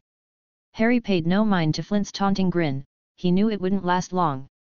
As they stepped onto the platform, the referee took a moment to review the rules once more, emphasizing the importance of obeying his commands throughout the duel. The arena filled with the sound of the announcer's voice, booming through the speakers. "Welcome, ladies and gentlemen, to the first duel in the European Under-17 Dueling Championship. Today marks the beginning of the group stages, where each of the 50 competitors will compete in 4 duels. They must win at least 2 to advance to tomorrow's rounds. Our opening duel features 2 contestants from Hogwarts School of Witchcraft and Wizardry in Britain, Mr. Hadrian Potter and Mr. Marcus Flint. Let's give them a warm welcome." The crowd erupted into cheers, their excitement palpable as they anticipated a thrilling match. Both duelers took their positions on the marked spots on the platform, facing each other with determined expressions. Flint's sneer was meant to intimidate, but Harry remained unfazed, his focus sharp. The referee, ensuring that both competitors were ready, raised his hand and announced the start. "Competitors, get ready." The tension in the air was thick as everyone held their breath. "Begin." At the signal, the duel was underway, launching the tournament into full swing. Flint wasted no time in demonstrating his aggressive tactics. "Reducto!" Flint bellowed, casting a powerful reductor spell aimed directly at Harry. The spell, known for its destructive force, wasn't lethal but was enough to cause serious injury if it connected. Harry, calm and composed, had a different plan. He didn't react hastily to block or dodge. Instead, as the spell neared, he cast a spell silently with perfect timing, that effectively deflected Flint's spell back towards him. The crowd gasped, impressed by the young wizard's skill and precision. This move was part of Harry's strategy for the tournament.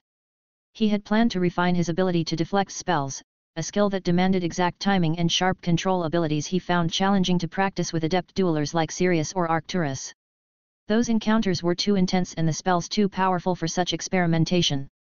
This tournament, filled with less experienced duelers, was his chance to hone this skill, intending to build up his capabilities to one day handle spells from powerful wizards like Sirius and Arcturus in the same way. Flint was nearly caught off guard as the spell he'd cast hurtled back towards him.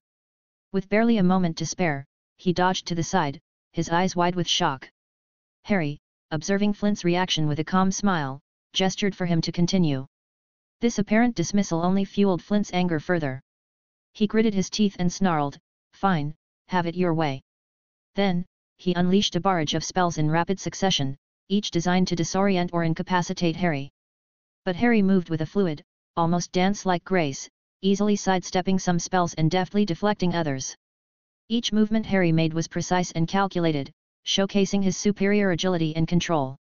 It was clear he was not just participating to win, he was using this opportunity to further hone his dueling skills.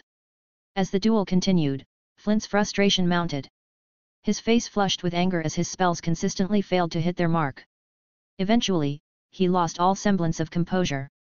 In a desperate move, Flint cast a bone-breaking curse, a dangerous and highly risky spell that reflected his growing desperation. Harry, noting Flint's loss of control, decided it was time to bring the duel to a close. He flashed a quick grin before casting a powerful deflecting spell. This time, he infused the spell with extra force, turning Flint's curse back on him with even greater intensity. The spell struck Flint directly on his wand arm, causing him immediate and severe pain. His scream echoed through the arena as he clutched his injured arm. The referee quickly intervened, signaling for medical personnel who rushed to escort Flint off the platform. The crowd at the dueling tournament was initially stunned into silence. As the shock of Harry's impressive magic settled, murmurs began to ripple through the stands. It was unusual to see such advanced techniques in a junior tournament, and particularly from a young wizard from Britain. Slowly, applause started, with a few spectators standing to cheer, though many remained seated, still processing what they had just witnessed. The winner, after brutal domination within 1 minute and 5 seconds, is Mr. Potter from Britain, the announcer declared, sending his voice echoing across the stadium. Harry stepped down from the platform, his face calm as he joined Sirius at the edge of the arena. "Great work, Harry. New trick? Why haven't I seen this before?" Sirius asked, his voice filled with both pride and curiosity. Harry shrugged, a slight smile on his face. "It's too difficult to deflect your spells. Don't worry, after a few of these tournaments, I'll use it against you too." "Please, no. It's embarrassing and frustrating to have your own spells used against you," Sirius joked, though he looked genuinely impressed. "Just like in this duel.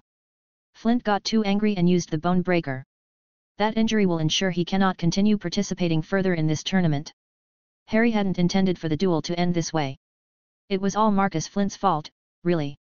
Harry was just enjoying the competition, planning to disarm Flint shortly and conclude their duel without any serious outcomes. He didn't mean to knock Flint out of the tournament entirely. However, Harry felt no remorse for Flint. Based on Flint's behavior back at Hogwarts, there was a good chance he might align with the Death Eaters in the future. Harry secretly hoped this defeat, and any potential future clashes where Flint might seek retaliation, would deter him from choosing a dark path. Maybe, just maybe, this embarrassment would steer him toward a better direction, preventing him from becoming an adversary. With the first match concluded, Harry headed to the waiting hall to rest and prepare mentally for the next 3 matches of the day. The tournament was just beginning, and he was already making a name for himself with his unorthodox and effective dueling style. Chapter 149, Dueling Tournament Part 3. As Harry took his seat to observe the other competitors, he quickly realized that the dueling skills on display were more impressive than he had originally anticipated. The arena was alive with young wizards and witches from all across Europe, each demonstrating a level of magical expertise that Harry admitted could easily outmatch many of Hogwarts' upperclassmen. This wasn't necessarily a reflection on the lack of talent at Hogwarts, but rather an indication of how the recent years, marred by conflict and inconsistent teaching in defense against the dark arts, had impacted the students' training back home. The duels he was watching were still in the early stages, and it was obvious the competitors were not yet putting all their cards on the table. They were keeping their true skills hidden, probably saving their best spells for the more critical matches to come. Harry spotted a few particularly talented duelers who were trying hard to hide their true strength, but their subtle yet proficient use of spells gave away their true strength to an excited Harry whose interest in the tournament deepened. He had thought the tournament to be easy, but now he saw it would be a good challenge and a chance to learn some new tricks. He was now looking forward to seeing how far these skilled young wizards and witches could push him and each other as the competition progressed. After enjoying a few other duels, Harry was ready for his second match. Walking confidently to the platform, he heard the announcer's voice booming through the crowded arena, introducing him and his opponent. "Next up, we have a thrilling match between Hadrian Potter from Hogwarts and Lorenzo Vescovi from Bose Baton's Academy of Magic. Cheers filled the air as the crowd showed their excitement. Harry sized up his opponent, Lorenzo, a 16-year-old Italian boy from Bose Batons, who carried himself with an air of casual grace. He looked confident, but Harry sensed that the duel wouldn't be too challenging. They began with a formal bout, and without delay, Lorenzo unleashed a series of spells. Harry, observing his style, thought to himself, beautiful casting, but the spells lack strength. He effortlessly deflected Lorenzo's attacks back towards him, using Lorenzo's own offense against him. After a short display of back and forth, where Harry allowed Lorenzo to showcase his skills for the audience, Harry decided it was time to wrap things up. He quickly fired off a series of silent stunning spells, efficiently knocking Lorenzo out and securing his victory. The applause was loud and enthusiastic as Harry extended a hand to help his opponent up. Well fought, Vescovi. You've got great control but need to work on the power, Harry advised, offering a friendly smile, which Lorenzo returned with a nod of respect. Thank you, Potter. I look forward to seeing how far you go, Lorenzo said, appreciatively shaking Harry's hand before making his way off the platform. The crowd continued to cheer, clearly impressed by the display of sportsmanship and skill. Harry's anticipation was high as he prepared to face his next opponent, a duelist who had reached the semi-finals last year and was known for her prowess. According to Sirius, she was highly skilled, more so than many adults, though Sirius was confident she wouldn't best Harry. Still, he advised caution. As they approached the platform, the announcer's voice boomed through the arena, enhancing the excitement among the spectators. Prepare for another captivating duel. This time, Hadrian Potter from Hogwarts faces Amelia Ritter, a formidable homeschooled witch, he declared, setting the stage for a thrilling match. Amelia stood ready, her focus sharp, revealing the meticulous training she had undergone, likely under a dueling master. As the duel commenced, Harry quickly realized that Amelia had adapted strategies specifically to counter his usual tactics. She cleverly used spells that were harmless even if deflected, ensuring they wouldn't harm her if turned back against her. These were low-energy spells, designed to keep the duel going unless Harry actively engaged. Understanding her approach, Harry shifted his strategy. He abandoned his initial plan of deflecting and began a vigorous offense, launching a series of powerful spells to take control of the duel. The intensity of the match escalated quickly. Amelia managed to dodge and counter many of Harry's attacks with impressive agility and sharp strategic thinking. Despite her skill, as the duel progressed, the relentless pace Harry set began to wear her down and pushed her to the edge of the ring. Sensing an opportunity, Harry executed a precise tripping hex, subtly catching Amelia off guard and causing her to step out of the designated dueling area, thereby securing his victory. The crowd erupted into applause as the announcer praised both duelists. Fantastic effort from both competitors, but it's Hadrian Potter who takes the win with a brilliant display of tactical versatility. After the duel, Harry approached Amelia, offering both praise and encouragement. Good match, Miss Ritter. I hope you win your other matches and qualify for the knockout stages. Hope to fight you again. It was fun, he said, acknowledging her formidable challenge. Thank you, Harry. It was an honor to duel you, Amelia responded, her voice tinged with both disappointment and respect for the fierce competition she had faced.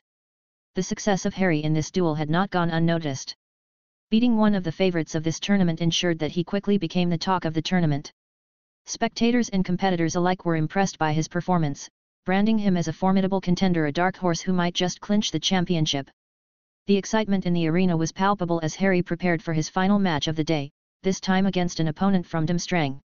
The announcer's voice echoed through the stadium, building anticipation among the crowd. It's time for another intense duel. Let's find out if Hadrian Potter can keep his winning streak against the formidable Paul Leitner from Durmstrang, he declared. Paul, a towering young wizard with an imposing presence, stood ready on the dueling platform. His strategy was clear from the start. He relied heavily on powerful, destructive spells, which were his forte given his training at Durmstrang, a school known for its emphasis on the dark arts. Harry, on the other hand, remained nimble and alert, his eyes tracking every move of his opponent. He knew that while Paul's spells were potent, his agility was his weak spot.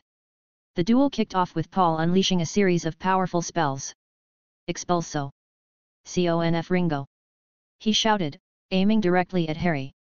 These spells, known for their destructive force, could easily unnerve any opponent, but Harry remained calm and collected. Harry, observing that Paul relied heavily on his power spells but lacked agility, decided this was another opportunity to test his deflection skills. Harry's opponent's weaknesses started to show as he struggled to dodge his own rebounded spells. Thus the duel was brief, as after a few more spells, one of the rebounded spells struck Paul hard in the chest, blasting him out of the platform. The announcer's voice filled the arena again. Harry Potter prevails once again with a swift and strategic victory. Concerned for his opponent's well-being, Harry approached Paul, who was now being attended to by medical staff. He checked to ensure that Paul was not too seriously hurt, a gesture that earned him nods of approval and respect from the onlookers. As Harry walked off the platform, the spectators continued to discuss his impressive performance. It wasn't just his magical prowess that caught everyone's attention, it was his calm demeanor under pressure and his respectful conduct towards opponents. These qualities made him a favorite not only among fans of the sport but also among his peers, who saw him as a worthy adversary. As the first day of the European Under-17 dueling tournament wound down, many attendees, impressed by his skills, approached him seeking advice or simply to express their admiration. Harry found these interactions enriching, appreciating the chance to engage with people from various magical backgrounds. After the day's excitement, Harry, Sirius, and their family decided to explore Paris a bit more. They dined at a renowned Michelin-starred restaurant. While Harry enjoyed the exquisite flavors, he found the portions a bit small for his appetite. Fortunately, Myra had prepared additional food, ensuring he was well fed back at the hotel. That night, as Harry prepared for bed, his thoughts were on the upcoming matches. The day's duels had been more challenging and intriguing than he had initially expected, reminding him not to underestimate his peers, especially those who began their magical education at an earlier age than most British wizards. This reflection made him eager and a bit more serious about the challenges the next day would bring. Chapter 150, Dueling Tournament, Fleur Delacour. The next day marked the beginning of the knockout stages of the tournament. Thanks to his exceptional performance on the first day, Harry had advanced past the initial 2 rounds and was set to compete in the quarter-finals later that afternoon. This left him with a morning free of matches, which was different from the busier schedule he had faced the day before. While Sirius and the others were keen to head to the arena early to watch the other duels and possibly gather information on Harry's potential opponents, Harry chose to remain at the hotel. He used the morning to reflect on the previous day's duels. Although the matches had not pushed him to his combat limits, they were invaluable for practicing his spell deflection techniques. This skill, which required precise control of magical energy and quick reflexes, was something Harry was determined to master, as it would be crucial for conserving energy in more challenging duels. When it was time for his next round, Harry headed to the stadium and found Sirius waiting for him in the designated area for competitors and their coaches. Harry greeted him, curious about the upcoming challenge. "So Padfoot, who's my opponent?" Sirius had a cautious tone as he replied, "Oh, your match in the quarterfinals is going to be quite the spectacle. She's made quite an impression here." Harry's interest piqued. "Tell me more. This sounds intriguing." "Her name is Fleur Delacour, a student from Beauxbatons Academy in France. I suspect she might have Vila blood because she seems to have a certain effect on her male competitors. Every one of them has been too distracted by her to even cast a proper spell," Sirius explained, hinting at the unique challenges she posed. Harry nodded thoughtfully, processing the information about his upcoming opponent. "Interesting," he mused to himself. Fleur Delacour was not unknown to Harry. As a student from Beauxbatons Academy, she had a Vila grandmother, making her a quarter Vila. This heritage endowed her with breathtaking beauty and a mesmerizing allure. According to the books, she would eventually become a Triwizard champion from Beauxbatons and later marry Bill Weasley. At the moment, Harry's view of her was neutral. Initially portrayed as somewhat aloof and conceited in the books, Fleur was depicted as someone who saw herself as superior to others. She often came off as blunt and straightforward, which made her seem rude and snobbish. She hadn't thought highly of the younger Harry in the books, dismissing him as a little kid. However, her character evolved over time. After Harry saved her sister, she became warmer and more appreciative towards him. Her character further developed into a caring, courageous, and loyal individual, especially evident in the later books. This transformation had earned her many admirers among the readers. In this alternative universe, Fleur Delacour was using her Vila allure much more openly in her duels than she did in the books, where she tried to minimize that part of herself. This was a big difference from the original story, and Harry found it interesting. Curious about the tournament rules regarding her abilities, Harry asked. I'm sure her allure won't affect me, but is she allowed to use that during duels? There's no rule against it since it hasn't been an issue before, Sirius clarified. But that might change after today. Harry, still intrigued, asked, have you seen her? If she truly has Veela blood, does it make her as captivating as a real Veela? Absolutely, Sirius replied, a touch sheepishly. She leaves a wake of awestruck boys and jealous girls wherever she goes. I must admit, even I was momentarily dazzled. It seems she's only recently come into her abilities and hasn't yet mastered them. Harry couldn't help but laugh. You got swept up too? Aunt Amelia will enjoy hearing about this. You wouldn't dare. Sirius half joked, half threatened. If you let that slip, I might have to bar you from the Black Library. As Harry chuckled at Sirius's alarmed expression, Sirius added with a hint of mock sternness, laugh all you want. I hope you make a fool of yourself on that dueling platform. It would be a memory to savor. Keep dreaming, Harry retorted light-heartedly. If allure is all she relies on, I'll end the duel before it hardly starts. Harry stepped onto the dueling platform with a confident stride, ready to face Fleur Delacour. As he caught sight of her, he was momentarily taken aback. Fleur was stunningly beautiful, far surpassing the descriptions Harry had read in the books.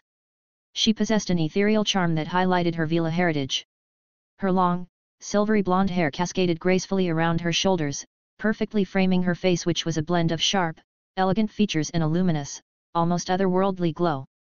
Her mature appearance, likely accentuated by her Veela blood, gave her an air of poise and aristocracy that was hard to ignore.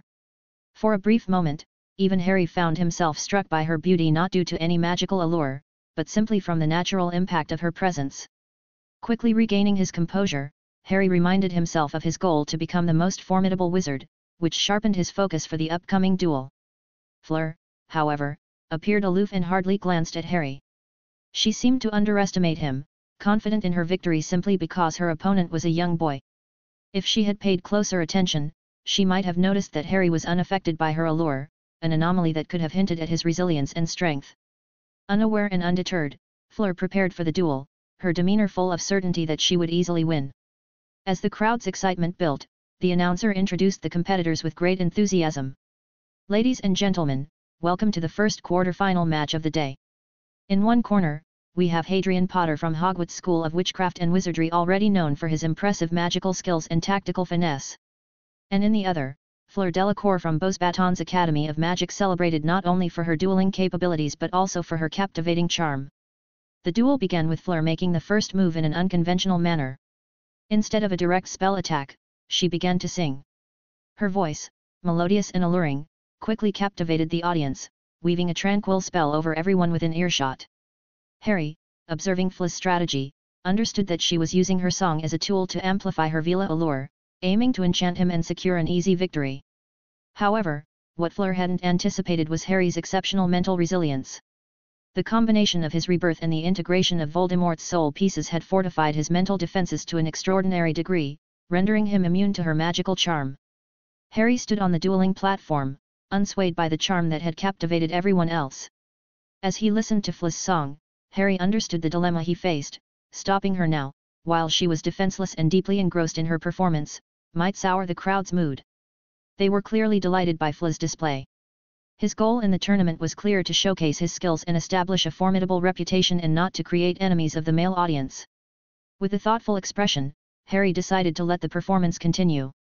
It wasn't just a strategic choice to avoid antagonizing the audience, he genuinely felt that Fleur deserved to complete what she had started. The melody she created was more than just a competitive tactic, it was a piece of art, soothing and beautiful, deserving of a proper conclusion. As Fleur's song reached its crescendo, the crowd was silent, spellbound. Then, as she finished, she opened her eyes, expecting to find a disoriented opponent. Instead, to her surprise, she was greeted by a red light speeding towards her. The spell struck her wand directly, knocking it from her grasp and effectively ending the duel. Harry had chosen to disarm her to end the duel without causing any harm. It showed his respect for her performance, even if it meant a swift and unexpected conclusion to their match. The announcer's voice filled the arena, breaking the brief silence that followed the unexpected conclusion of the duel. Well, that was anticlimactic. After a mesmerizing performance by Miss Delacour, it's Mr. Potter who takes the victory with a clear-headed and strategic move. Fleur, still processing the sudden end to the duel, looked across at Harry. For the first time, she saw a peer whose gaze was unaffected by her allure, clear and focused. Realizing her charm had failed to sway him, her surprise turned to frustration and anger at being defeated so straightforwardly. Later, Harry and Fleur approached each other for the customary handshake. Fleur, clearly puzzled and a bit frustrated, asked, "How were you unaffected by my charm? Even my dad cannot escape this." Harry, with a playful smirk, simply replied, "Guess." Frustrated by the non-answer and feeling slighted by the manner of her defeat, Fleur accused, "You played dirty. I hope you liked winning by a sneak attack." Harry responded calmly, "Had I been affected by your allure, I might be the one defeated by a sneak attack. So, Miss Delacour, as I have done in all my previous matches, I just defeat my opponents in their own special way." Not ready to concede the last word, Fleur retorted, "Wait. I will defeat you next year." Harry just smiled and walked down from the platform, keeping to himself the fact that he did not plan to participate in next year's tournament. This would be his last, a detail that would no doubt disappoint Fleur when she discovered his absence next year. Chapter 151, Dueling Tournament, Finale. After his duel with Fleur, Harry had some downtime before the semi-final match. He decided to use this break to scout his potential competition by watching the other matches in the arena. Among the duelers still in the competition, Harry noticed that Amelia Ritter, whom he had faced in the group stages, had advanced to the semi-finals. He was pleased to see her progress. Her skills were too good to be halted early in the competition. However, Amelia seemed to be up against a formidable opponent in her semi-final match. The duelist she was going to face appeared calm and collected in all his previous duels, effortlessly handling all challenges thrown his way. Harry observed him carefully, noting that the duelist like him seemed to be concealing the true extent of his abilities. From what Harry could gather, it seemed unlikely that Amelia would win this match. This meant that the calm, mysterious duelist would probably be Harry's final adversary. As the time for Harry's semi-final match approached, he was set to face a 16-year-old competitor from Koldovstoritz, the Russian wizarding school known for its unique take on Quidditch, where players fly on entire, uprooted trees instead of broomsticks. The arena buzzed with excitement as Harry made his way to the dueling platform. The announcer's voice boomed through the speakers, introducing the contenders to an eager crowd. "Ladies and gentlemen, prepare for an exciting semi-final match. In one corner, we have Hadrian Potter from Britain, a duelist who has shown remarkable skill throughout this tournament. And in the other corner, Alexei Salamov from Russia, representing the esteemed Koldovstoritz school." The spectators' excitement intensified as both duelists took their positions, their faces set with determination. Feeling confident and eager to advance to the final round, Harry decided to switch up his strategy for this duel. Instead of using his usual defensive approach of deflecting spells, he chose to adopt an offensive stance right from the start. At the signal, Harry wasted no time, launching a barrage of spells at his opponent. Alexei quickly raised shields and countered with his own spells, but Harry effortlessly sidestepped these, maintaining his aggressive stance. As the duel progressed, the relentless pace set by Harry began to overwhelm Alexei. Eventually, one of Harry's spells broke through Alexei's defenses, disrupting his rhythm and leaving him vulnerable to the continuing onslaught. Thankfully for Alexei, Harry had chosen to use non-lethal spells such as Stupefy, Petrificus Totalis, Impedimenta, and Expelliarmus. This strategy incapacitated Alexei without causing any real harm. The duel ended with Alexei stunned and disarmed, but fortunately uninjured, spared from what could have been a much graver outcome had Harry opted for more destructive magic. The referee called an end to the duel, declaring Harry the winner, and propelling him into the final round with ease. As the stadium reverberated with excitement, the announcer's voice filled the air, proclaiming, "What a display of magical prowess by Mr. Potter! With swift and strategic spell work, he secures his place in the finals." After the match, Harry approached Alexei, extending a hand to help him up. The Russian wizard, still shaking off the effects of the stun spells, gave Harry a nod in recognition of his superior skills. "Good match," Harry offered, acknowledging Alexei's effort despite the quick defeat. Alexei, managing a slight smile despite his disappointment, responded, "You are very strong, Potter. I wish you luck in the final." With the brief exchange complete, Harry stepped off the platform to where Sirius was waiting with a broad smile, showing his pride. Shortly after Harry's semi-final victory, the second semi-final match unfolded. Much like Harry's duel, it was a display of overwhelming magical force. Amelia's opponent unleashed a barrage of spells from the start, quickly overpowering her. She was unable to withstand the onslaught for long, and the duel concluded even more swiftly than Harry's match against Alexei. This quick victory ratcheted up the crowd's excitement, setting high expectations for a thrilling final showdown. With the day's competition over and the final match scheduled for the next day, Harry decided to call it an early night. His final opponent had shown formidable strength, suggesting that the upcoming duel wouldn't be easy. Recognizing the importance of being in top form, Harry planned to get a good night's rest to ensure he was at his best for tomorrow's challenge. The final day of the European Under-17 dueling tournament had arrived, and the excitement in the air was palpable. Harry had navigated through the rounds with remarkable skill and precision. Each match, though not particularly challenging, had been an enjoyable experience for him, filled with moments of fun and learning. Today, he faced his toughest challenge yet, a highly skilled duelist from Spain who had studied at Ilvermorny School of Witchcraft and Wizardry, the esteemed magical institution under MACUSA. This duelist had demonstrated his prowess throughout the tournament and was considered a formidable opponent. The arena was buzzing with energy, packed with spectators eager to witness a duel that promised to be both intense and captivating. The crowd was hopeful for a display of magical talent that would be remembered for years. As Harry stepped onto the dueling platform, the announcer's enthusiastic voice echoed through the packed arena, amplifying the excitement. "Ladies and gentlemen, gather around for the grand finale of this prestigious tournament. In one corner, we have Hadrian Potter from Britain, a young wizard whose tactical brilliance and magical prowess have brought him to this climactic showdown. And in the other corner, we present Mateo Ramirez from Spain, renowned for his exceptional dueling skills and strategic acumen throughout this competition." Across the platform stood Mateo Ramirez, poised and confident. His tall, athletic frame and sharp, observant eyes reflected a calmness characteristic of seasoned duelists. His training at Ilvermorny, known for its rigor, was evident in his composed demeanor, marking him as a formidable and unpredictable opponent. The crowd's anticipation was palpable, with every spectator eager to see how these two outstanding young wizards would fare in what promised to be a thrilling conclusion to the tournament.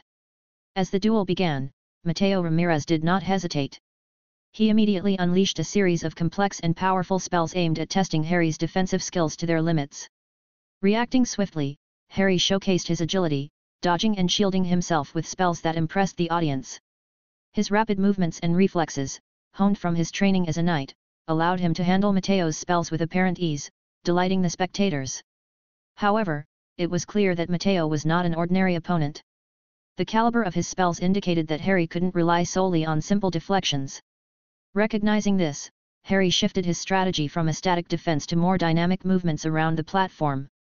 This approach made it difficult for Mateo to aim and allowed Harry to attack from various angles. The intensity of the duel escalated quickly. Harry darted swiftly across his side of the field, casting spells with rapid precision. Mateo, holding his ground, expertly raised shields and countered with his own spells. Each spell cast and countered sent roars of excitement through the crowd.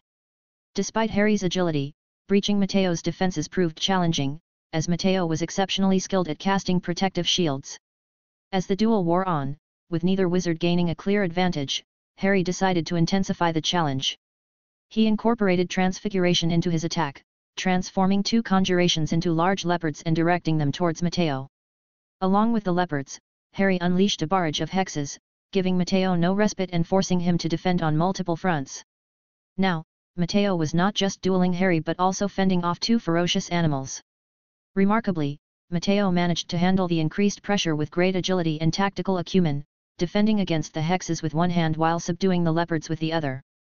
Impressed yet frustrated by Mateo's ability to remain composed under such an assault, Harry considered that Mateo's skills could easily rival those of many experienced warriors. However, the prolonged nature of the duel irked Harry, who, trained by Arcturus, preferred to conclude battles swiftly and efficiently, viewing any extended combat as a tactical failure. He knew he had more destructive spells in his arsenal, taught by Arcturus, which could end the match swiftly. However, he was aware that using such dangerous spells in a friendly under-17 tournament could lead to serious injuries for Mateo, which he wanted to avoid. Determined to finish the duel without resorting to his most dangerous spells, Harry intensified his offensive. He powered up his spells and closed in on Mateo, coordinating his attacks with the leopards to maximize pressure. This tactic increased the speed and impact of his spells, making it harder for Mateo to keep up. Eventually, as Harry closed the distance, Matteo was caught off guard. While he was distracted by one leopard, the other bit his arm, disrupting his defense. Seizing the moment, Harry landed a stunning spell squarely on Matteo, followed by a disarming spell that knocked Matteo's wand across the platform, effectively ending the duel. The winner of the European Under-17 dueling tournament is Hadrian Potter. What an amazing display of skill and power from both our finalists. I am sure we will remember this duel for days to come, announced the announcer, his voice booming over the excited cheers from the audience. Amid the thunderous applause, Harry approached Matteo, offering a handshake.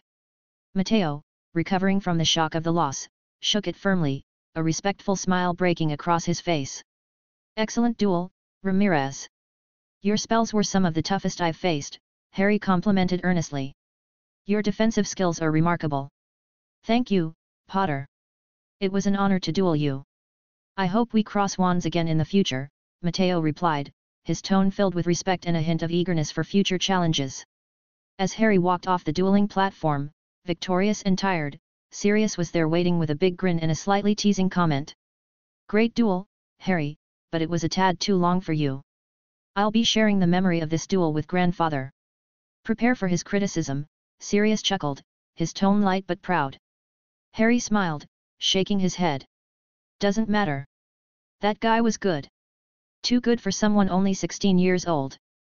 Is the teaching at Ilvermorny this good? Might be. Macusa keeps things pretty close to the chest, so it's hard to say for sure. But judging by the skills your opponent showed, he must have a good instructor. Maybe even better than grandfather, Sirius mused, stroking his chin thoughtfully. Harry looked thoughtful for a moment before responding. Looks like I'll meet him again in the adult tournaments next year. He'll be much stronger after his magical maturity and might even have a chance at defeating me if I'm not careful. Don't sell yourself short, Harry. I still remember one of our duels where you sprinted full tilt and landed a punch before I even blinked. None of your peers could handle that, Sirius said, a hint of nostalgia in his voice. Harry chuckled at the memory. True, but winning like that isn't exactly cool, is it? It might not sit well with everyone. I think it's better to put on a good show for the audience. Absolutely, duels are more entertaining this way, Sirius agreed, giving Harry a supportive clap on the back as they walked out of the arena, both ready to celebrate Harry's well-earned victory. After the final match, there was a prize ceremony where Harry was awarded a cash prize of 1,000 galleons along with a certificate for winning the tournament. Later, a small networking party was organized for the duelers. Harry, enjoying the chance to mingle, had a great time interacting with his competitors and other participants. His ability to speak several languages like Spanish, French, and Russian, skills he had honed over the years to make travel with Emma more manageable, proved incredibly useful. He could chat easily with everyone, which enriched his experience at the gathering. While he had also started learning Mandarin, he found it challenging and hadn't made much progress due to its difficulty and his limited free time. During the party, it became apparent to everyone that Harry was only 14 years old. This revelation surprised many and motivated them to intensify their training, fearing that Harry would continue to grow stronger and potentially outpace them in future competitions. Fleur was also present at the gathering. She didn't interact much with Harry, save for a brief comment promising revenge in the next year's tournament. She was clearly still upset about her defeat, viewing it as a personal embarrassment. After the festivities, Harry returned to celebrate further with his family, ending the day on a high note surrounded by his loved ones. Chapter 152, Progress, Plans, and Rituals. After the dueling tournament concluded successfully, Harry enjoyed several days with his family on the pristine beaches of the French coast. He insisted that everyone take a break from their usual routines, emphasizing the importance of relaxing together. With the shadow of an impending war looming, Harry believed it was crucial to cherish these peaceful moments. Once their vacation ended and they returned from France, Harry felt re-energized and ready to resume his studies. Given the formidable strengths of Voldemort and Dumbledore, which he had learned about through Voldemort's memories, Harry knew he had a long way to go to match their power. He resolved to use his time effectively, planning to rest only after all threats had been addressed. Harry also contemplated the inexplicable victory of the original Harry from the books over a far more experienced and powerful Voldemort. Determined not to rely on such uncertain outcomes, Harry was committed to thorough preparation for his own encounter. He had recently paused his studies in healing and warding, having reached a proficiency near the master level adequate for practical application but not yet sufficient for teaching or acing master level exams. For now, this knowledge was sufficient. Harry's immediate concern was preparing for the upcoming war. With Voldemort, his Death Eaters, and various dark creatures on the horizon, mastering defense against the dark arts, became his priority. His journeys into Voldemort's memories had underscored the scale of the dark forces among Voldemort's allies, affirming his focus on While considering additional subjects to study, Harry remained undecided. The complexity of advancing in potions requiring significantly more time and effort at higher levels made it less appealing. His expertise in charms and transfiguration, honed through dueling, was adequate for current demands. Thus, his plan was to focus exclusively on to arm himself for future challenges. Harry's night training had hit a frustrating bottleneck. Despite consistent practice with the night-breathing method and swordplay, he had made only modest progress, just a 10% improvement over the past year, leaving him at about 60% of the way to becoming a true knight. His efforts, including battling Acromantulas in the Forbidden Forest, were no longer challenging enough to give him quick progress. Realizing he needed a genuinely life-threatening challenge to advance, Harry considered several daunting options: werewolf colonies, giants, vampires. However, he felt unprepared to confront them solely with his sword skills, although he could handle them easily magically. That fight wouldn't aid his night training. After evaluating all possibilities, Harry chose to target the Inferi-infested cave from which Regulus Black had once retrieved Voldemort's Horcrux. Although Inferi were generally weak, their numbers in a confined space might offer the significant challenge he needed to overcome his training bottleneck. Armed with the cave's location from Voldemort's memories and with Kreaker available to guide him to the location if necessary, Harry prepared thoroughly, studying Inferi to fully understand the risks involved. He was determined not to underestimate the dangers of facing a horde of Inferi. In the days leading up to his cave expedition, Harry also began advanced studies in defense against the dark arts.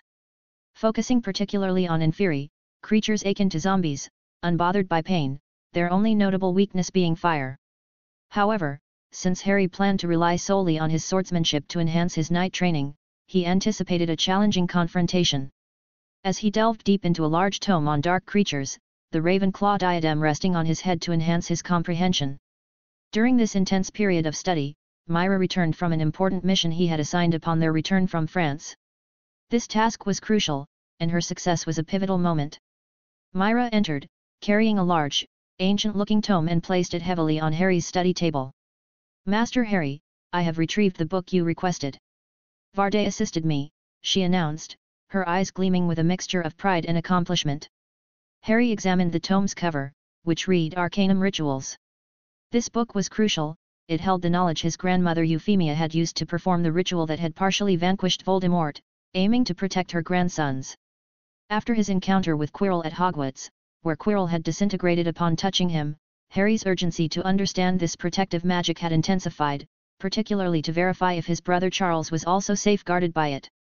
Curious, Harry inquired, "Where did you find this? Was it hidden at Godric's Hollow?"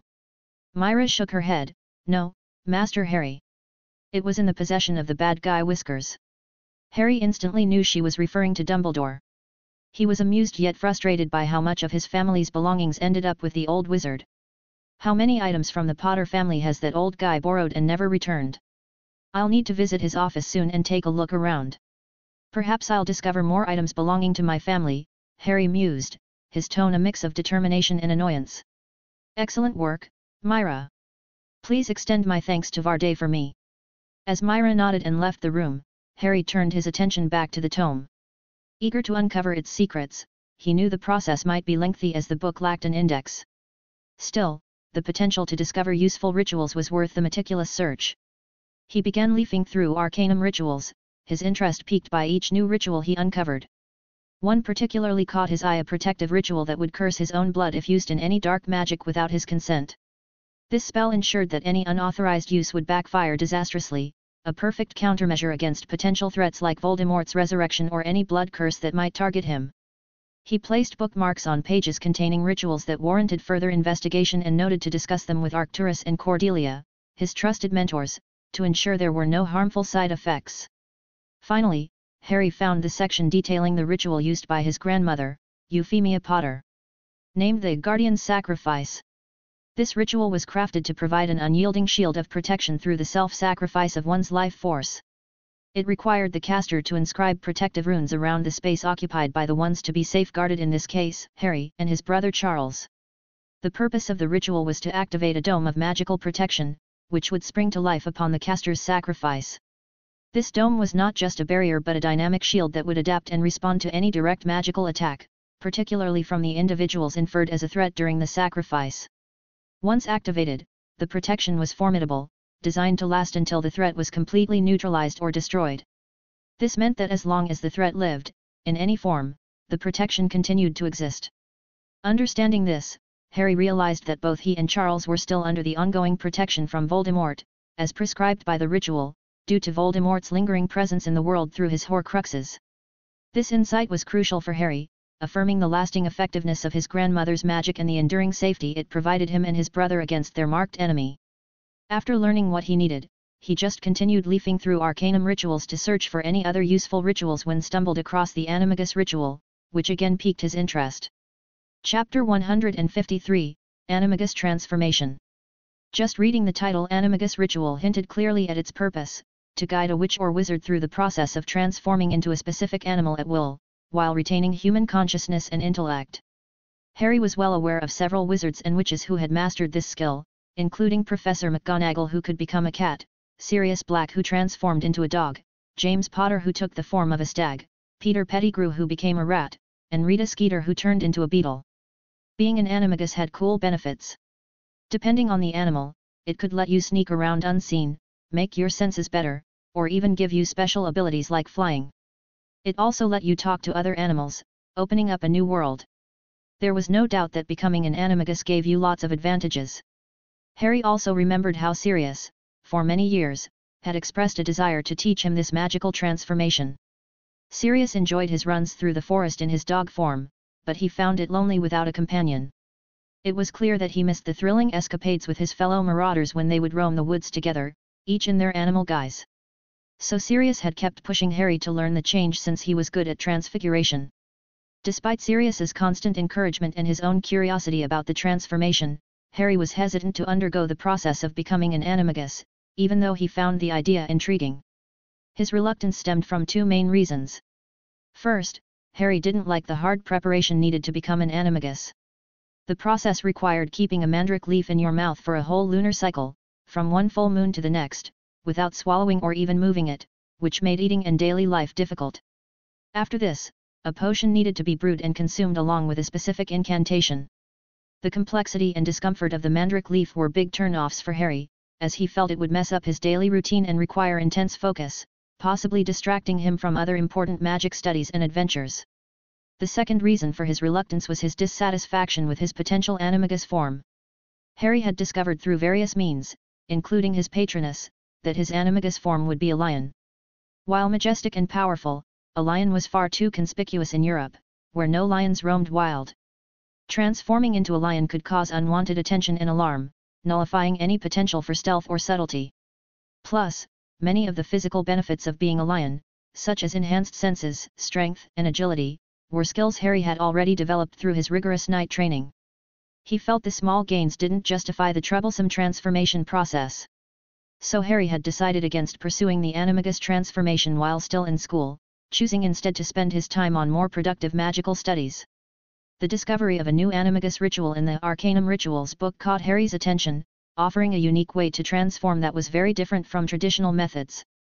This new approach got rid of the need for the annoying month-long process of holding a mandrake leaf in the mouth. In this innovative ritual, using rare magical materials was key. These materials, when used during a ritual done on a full moon night, allowed the person to make contact with their inner spirit animal. This first contact could be followed by more attempts, allowing the individual to deepen their understanding of their inner self until they could transform into their animal form at will. This method was straightforward and had fewer risks than the traditional approach, which could cause permanent harm. What really excited Harry about this ritual was its potential to connect him to a magical inner animal, opening the possibility of transforming into mystical creatures like phoenixes, basilisks, thunderbirds, unicorns, and more. The idea of becoming a magical creature like a phoenix, with powers to control fire and teleport, was really appealing to Harry, although he doubted his personality matched a phoenix's. However, the prospect of possibly transforming into any magical creature, maybe a dragon, thrilled him immensely. Motivated by this possibility, Harry committed himself to thoroughly study the animagus ritual. He intended to understand every detail to ensure a successful transformation into a magical animagus, exploring this exciting frontier of magic with careful preparation and eager anticipation. After reading the page about the animagus ritual carefully, Harry thought deeply. The main points he learned were like this. Apart from what was mentioned earlier, an important part of the ritual was that the ability to connect with his magical inner animal, if it existed, was not guaranteed. It depended on the rare magical material used for the ritual, which was not fixed. The rarer the material sacrificed, the higher the chance of contacting your magical inner animal. But Harry wasn't worried about this point. He had just the right thing in mind for this ritual. The materials he would get this coming year at Hogwarts were the rarest in the magical world. If parts of a 1,000-year-old magical creature weren't enough for Harry to awaken his magical animagus, then Harry would call this ritual fake. With this in mind, Harry was very glad that he had asked Myra to find this book this year itself. If it had been later, his chances of transforming into a magical animagus wouldn't have been this high. With this thought, Harry was very happy that he had asked Myra to find this special book for him this year itself. If he had waited longer, his chances of turning into a magical animagus form would not have been as high. Next, Harry quickly flipped through the remaining pages of the book, making little marks next to the rituals that caught his interest. After finishing reading, he called it a night and went to bed to sleep. The following morning, bright and early, Harry hurried over to Arcturus's room and showed him all the rituals he had marked. Arcturus was already familiar with many of them since he had performed some himself. He pointed out the best ones without any harmful side effects for Harry. However, he warned Harry to pace himself, do the rituals in moderation, and leave some time in between to allow his body and magic to adjust to the changes. Harry then did the same, seeking advice from Cordelia. Once he had finalized his list of rituals, he asked Myra to prepare all the materials needed for the rituals he planned to do this year. He had chosen two. One was a ritual that would make him immune to poisons, which he would really need this year. He would perform this one right away. The other ritual for the year was the animagus ritual, which he would perform when all the necessary materials for it were ready. A few days later, after Myra had gathered all the required materials, Harry performed the poison immunity ritual. It was a relatively simple one, just a little costly since the major ingredients were basilisk venom and phoenix tears, which were quite rare and expensive. Nevertheless, Harry was pleased with the result. He was now immune to almost all poisons in the world. Chapter 154, Venturing into Dark Caves. Harry stood alone at the edge of a cliff overlooking the turbulent sea. The fierce waves crashed against jagged rocks below, a stark reminder that no boat could safely traverse this stretch of ocean. Dressed in his combat robes, with the early morning wind whipping around him, Harry felt the weight of his sword secured on his back. He was here for a purpose, ready for the challenge that awaited in the darkness below. This desolate location was not just any spot, it was laden with dark history. It was here that Voldemort once concealed the Slytherin Horcrux, which Regulus Black, aided by Kreaker, later daringly stole. This very place also witnessed a chilling episode from Voldemort's youth. As a little boy from the orphanage, Tom Riddle once terrorized two fellow orphans here, cementing the orphanage matron's deep-seated fear and distrust of him. With the vivid details from Voldemort's memories fresh in his mind, Harry understood the true extent of that day's events far beyond what was told in books. Harry recalled the story of young Riddle's visit to this cliff with his orphanage peers. Riddle, an ambitious boy, was captivated by the sight of the violent waves crashing against the jagged rocks below. Yearning to be closer, he utilized his budding magical prowess, which was unusually strong for someone so young. With a focused gaze and sheer will, he crafted a makeshift path down the cliff face, a narrow trail just wide enough for a child. Curious about Riddle's bold descent, two other orphans from the outing followed him, their curiosity piqued by his audacity. They traced his path to a hidden cave at the water's edge, where the ocean roared into a dark, expansive mouth. While Riddle reveled in the wind and spray, exploring deeper into the cave, he was unaware of his followers until the cave's gloom and darkness scared them and revealed their presence. Angered by their intrusion on his solitary adventure, Riddle felt violated. They had used his magical path, turning his achievement into an adventure for their amusement. Furious, he decided to teach them a lesson for exploiting his magic and hard work. As the frightened children turned to flee, Riddle summoned the ocean's fury, directing the violent waves at them with a mere gesture. Overwhelmed by the powerful water, they struggled against the suffocating rush of the sea. However, as he watched their struggle, a flicker of awareness of the potential repercussions of his actions dawned on Riddle. He couldn't let harm come to them, not out of concern, but to avoid complications. Reluctantly, he ceased his assault, allowing them to scramble back up the cliff to safety. The two orphans hurried back up the path they had come, hearts pounding and soaked through. Riddle followed after, rejoining the group from the orphanage as if nothing had occurred. That day, the stories of what happened at the cliff spread in hushed tones among the children, each version slightly different, embellishing Riddle's already fearsome reputation. From then on, his peers kept their distance, wary of the enigmatic and dangerous boy. Harry stood on the cliff, lost in thought about the young Tom Riddle's magical prowess. Even at a young age, Riddle had shown remarkable ability in wandless magic, manipulating the elements and terrain around him with ease, skills that even Harry, at that same age, could not have matched. This led Harry to ponder whether ignorance about the magical world and wands might actually foster a stronger innate magical intuition and creativity in wandless magic. Shaking off these reflections, Harry turned his attention to the task at hand. "Follow me, Myra," Harry instructed, his voice steady despite the weight of the task ahead. "This could be dangerous. If you sense any threat, take me away immediately." "Yes, Master Harry," Myra replied, her tone dutiful and alert. Harry knew the cave wasn't shielded against elf apparition, making Myra the perfect backup. With a focused leap, he used a magical flying skill he'd learned from Voldemort to float down to the cave, bypassing the need to navigate the treacherous rocks or face the rough waves by boat. Upon reaching the ground, Harry landed softly, his robes billowing around him. Seconds later, Myra appeared beside him with a pop, prepared to follow wherever he led. The cave's chill necessitated a warming charm, which Harry quickly cast upon himself to stave off the cold. Harry, standing at the edge of the dark path, drew his wand and cast the Lumos spell. The tip of his wand ignited with a brilliant light, banishing the shadows and illuminating the rocky passage ahead. As Harry ventured deeper into the cave, the path appeared to end abruptly, presenting what would seem to an unknowing observer as a mere dead end. However, armed with knowledge from Voldemort's memories, Harry recognized the illusion for what it was: a magically concealed entrance. Approaching the deceptive wall, Harry softly recited the necessary incantation he remembered. Instantly, a radiant, arch-shaped outline flashed into existence, suggesting an opening hidden by enchantments, though it quickly faded back into the stone. Understanding the cave's requirement for entry, Harry knew a blood sacrifice was needed to proceed. This sinister mechanism was Voldemort's design, intended to weaken any intruder by forcing them to offer their own blood before facing the perils that lay beyond. Confidently reaching into his pouch, Harry retrieved a vial filled with his blood, prepared in advance for such a need. With a decisive motion, he splashed the contents against the cave wall. The silver glow of the arch reappeared more fiercely than before, this time remaining stable as the blood-soaked stone dissolved, revealing the dark expanse beyond the now open passage. As Harry stepped through the arch, the dark interior of the cave was suddenly illuminated by his wand's light. Before him stretched a vast black lake, so extensive he couldn't see the far shores, enclosed in a cavern so tall its ceiling was lost to shadow. The light from his wand seemed to be swallowed by the oppressive darkness. The island and the pedestal that held the dark potion used to hide the Horcrux were too far away to be visible. Harry knew he had two ways to approach the pedestal: he could either fly through the darkness or use a hidden boat under the lake to make his way across.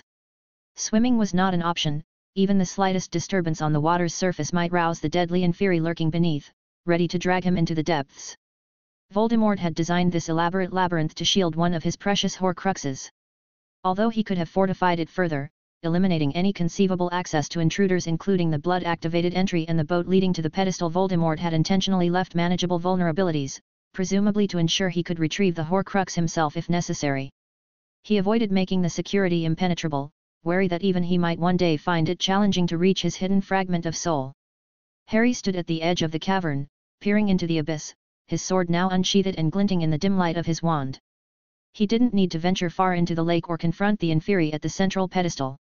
He reasoned that stirring the water from where he stood would draw the Inferi to him, simplifying the confrontation. Fighting near the pedestal, surrounded by water, would mean defending himself from all directions, a much tougher scenario. Here, at least, his back was secure against the cave wall. Behind him, Myra was alert and ready, understanding the stakes of their venture. At Harry's signal, she picked up a large stone and hurled it into the lake. The stone broke the surface with a loud splash, sending ripples spreading across the calm water. Instantly, the silence of the cave was shattered by ominous sounds reverberating around them, signaling the awakening of the Inferi. Harry tightened his grip on his sword, bracing himself for the impending battle. Chapter 155, Knight vs Inferi Horde. Harry stood ready as the first Inferi emerged from the dark waters. With a wave of his free hand, he cast a powerful Lumos Maximus spell, sending a bright light into the sky. The sudden illumination revealed wave after wave of Inferi following the first ones out of the murky lake. Without hesitation, Harry began swinging his sword, slicing left and right at the approaching horde. The Inferi didn't try to defend themselves or dodge his attacks. They had only one purpose: to kill any intruders. Harry's blade cut through their cold, lifeless flesh with ease. As he fought, he noticed the unsettling fact about these zombie-like creatures. The Inferi showed no emotion, no pain from his attacks. Even when he sliced off a hand, they kept coming at him, relentless in their efforts to kill the intruder. Harry remembered the dark magic Voldemort had used to create these Inferi. He had seen it in Voldemort's memories, how the Dark Lord had invaded graveyards, casting forbidden spells to raise his army of the undead. Most of that army had been used in the Wizarding War, but some of them were sent here to guard his precious piece of soul. Realizing the enormous number of enemies he faced, Harry understood he needed to be more precise. Only removing their heads would truly stop them. If he just slashed blindly through the horde, he would just waste his energy and wouldn't reduce their numbers effectively. With this in mind, Harry changed his strategy. He began aiming his strikes higher, focusing on decapitating the undead creatures. Each swing of his sword now sent heads rolling, finally stopping the Inferi in their tracks. The battle raged on, and soon the ground around Harry was covered with the remains of fallen Inferi. But as time passed and more Inferi remains splashed into the lake, the intensity of the battle increased. More and more Inferi crawled out of the water, their numbers seeming endless. Harry felt overwhelmed, realizing that one sword might not be enough to handle the growing horde. In a split-second decision, Harry reached for a second sword. It was just an ordinary sword he had taken from the Black family collection as a backup. Unlike the special Gryffindor family sword he had been using, this one had no magical properties. Harry had never trained in using two swords at once, but desperate times called for desperate measures. There's always a time to learn, he thought to himself as he gripped both swords tightly. With two blades now slicing through the air, Harry's efficiency doubled. He spun and twirled, his swords becoming a whirlwind of destruction against the Inferi. The cave echoed with the sounds of metal cutting through flesh and bone, a grim melody accompanying Harry's deadly dance. As he fought, Harry felt something change within him. To his joy, he noticed that the bottleneck that had been holding back his knight training had finally broken. He also received a huge boost to his physical abilities. This breakthrough had taken his knight progress from 60% to 70%, and with it came a surge in strength. Harry, filled with renewed energy, danced through the Inferi horde, his happiness showing with each slice of his two swords. As the fight continued, Harry lost count of how many Inferi he had defeated. He guessed it must be around 200, but still, they kept coming. The lake seemed to have an endless supply of these undead creatures, each one replaced by two more as soon as they fell. However, Harry wasn't afraid anymore. He was slicing and dancing through the horde with a strange mix of determination and joy. But all good things must come to an end. As hours went by, Harry's arms began to ache, and his breathing became heavy. The high-intensity fight was taking its toll. Sweat dripped down his face, stinging his eyes, but he couldn't afford to wipe it away. Every second was crucial in keeping the relentless horde at bay. Despite his determination, Harry felt his strength fading. His movements, once quick and precise, became slower and less coordinated because of tiredness. The piles of Inferi remains on the ground also made it harder to move freely. The Inferi, almost as if sensing his fatigue, pressed their attack with renewed vigor. Realizing he couldn't continue much longer, Harry decided to pause the attack for the day. It was clear he couldn't clear this lake of Inferi in one day, as the waves of undead kept coming. He would need to return a few more times to finish the job. With the last bit of his energy, Harry used his flying ability to lift himself above the grasping hands of the Inferi. Hovering in the air, safe for the moment, he called out to his faithful companion. "Myra! Now!" he shouted, his voice hoarse from exertion. In an instant, Myra appeared beside him in mid-air. Understanding his unspoken command, she grasped his arm tightly. With a loud crack, they disappeared from the cave, leaving behind the horde of Inferi still reaching for their vanished prey.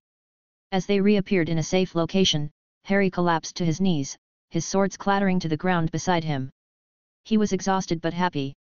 The battle with the Inferi had pushed him to his limits and given a huge boost to his night training progress. The task was not over though. He would take a good rest and return to the cave for another round of this challenging but rewarding experience. And that's exactly what he did. After a few days of rest and recovery, Harry returned to the cave. This time, his goal wasn't to fight but to clear away the mountain of Inferi corpses he had left behind before the next round of battle. He carefully collected everything and transported it to a huge pit on a nearby small island, where he burned it all. During this clean-up operation, he ignored the new Inferi that emerged from the lake, focusing solely on his task. The next day, with his fatigue gone and his strength renewed, Harry went for another round against the Inferi. Once again, he fought until he was near exhaustion before escaping with Myra's help. This cycle of fighting and clearing Inferi corpses continued for several days. Each time, Harry pushed himself to his limits, honing his skills and increasing his endurance. He could feel himself growing stronger with each battle, his night training progressing rapidly. Finally, after what seemed like an eternity of combat, Harry noticed the number of Inferi emerging from the lake was decreasing. The endless waves of undead were becoming smaller and less frequent. With a surge of determination, Harry pressed on, fighting tirelessly until at last, the final Inferi fell to his blade. As the last of the undead creatures crumbled to the ground, Harry stood alone in the cave, surrounded by the eerie silence that followed the long battle. Exhausted but triumphant, Harry allowed himself a moment of pride. He had not only overcome this seemingly insurmountable challenge but had also made significant progress in his night training. As he prepared to leave, Harry gazed into the shadowy depths of the cave. This would not be his final visit, he was determined to return one more time, but he wouldn't be alone. Chapter 156, The Blacks and the Cave. With a deep breath, Harry finished his final round of night breathing exercises for the day. He wiped the sweat from his face, feeling a sense of accomplishment. The past few weeks had been intense, alternating between fighting the Inferi and performing these breathing exercises. But the results were impressive, his night training had progressed significantly, and he was now 90% of the way to forming the seed of life and becoming a true knight. The progress seemed almost too good to be true. Harry didn't think it was solely because of defeating the Inferi horde, though that certainly played a part. He felt that breaking through his previous bottleneck had released all the stored progress from the past year. Combined with the intense fighting, this had propelled his abilities forward dramatically. Only 10% remained, and Harry believed he could complete it within a year if he was lucky and didn't encounter any more bottlenecks. He could hardly wait to become a true knight and experience the promised 5-fold increase in strength and speed compared to an average human. After his exercises, Harry made his way into the castle. He took a refreshing bath and changed into clean battle robes. He had important plans for the day, and he wanted to be prepared. As he entered the dining area of Black Castle, he found Arcturus and Sirius already there, enjoying their afternoon tea. Sirius looked up, a curious expression on his face. "So, why did you ask me to take a day off work, pup? You sounded pretty serious, no pun intended." Arcturus added, his eyes narrowing slightly. "Yes, Harry. Is this about the significant increase in strength I've noticed in you these past few days?" Harry took a deep breath before answering. "It's related to that, grandfather, but not entirely. I'm going to take you both somewhere today. It's important." Sirius leaned forward, impatience clear in his voice. "What's with all the mystery? Come on, just tell us straight." "All right," Harry conceded. "I think it's time to tell you everything. Just, try not to get angry, okay?" Then, Harry began to explain everything he'd been up to over the past few weeks. He told them about visiting the cave where Regulus had retrieved the Horcrux, and how he'd spent days clearing out the Inferi infestation. As he spoke, he could see a mix of emotions playing across Sirius and Arcturus's faces, concern, anger, and pride all mingled together. When he finished, Sirius and Arcturus were visibly upset that Harry had gone to such a dangerous place alone, without taking them along. Harry quickly tried to explain his reasoning. "It's not that I wanted to keep it a secret. I knew you'd want to come along if I told you about my plans. Cleaning up that place with your help would have been easier and quicker, but I needed that battle with the Inferi for my night training." Arcturus's voice was stern, but there was understanding in his eyes. "I see your point, but I'm still angry. We could have stayed on the sidelines if you had asked us to." Harry shook his head. But you might have intervened if you saw me in a dangerous situation. I needed that danger and that experience to grow stronger. Sirius, who had been unusually quiet, finally spoke up. We can discuss fault and punishment later. Right now, let's focus on retrieving my little brother from that dark place. With that decided, Sirius and Arcturus quickly prepared themselves. They called upon Myra and Kriakar to transport them to the cave. Kriakar was overjoyed to learn about their mission, his eyes shining with anticipation.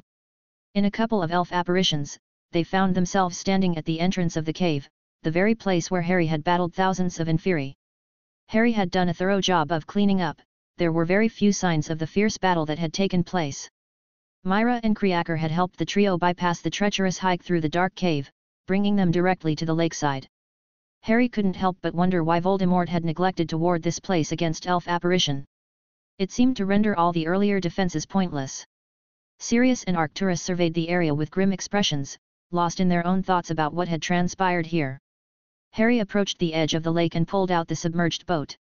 Since it could only carry one adult wizard, he suggested that Arcturus take the boat while he lent Sirius his flying broom. Sirius looked puzzled. Then how are you going to follow us?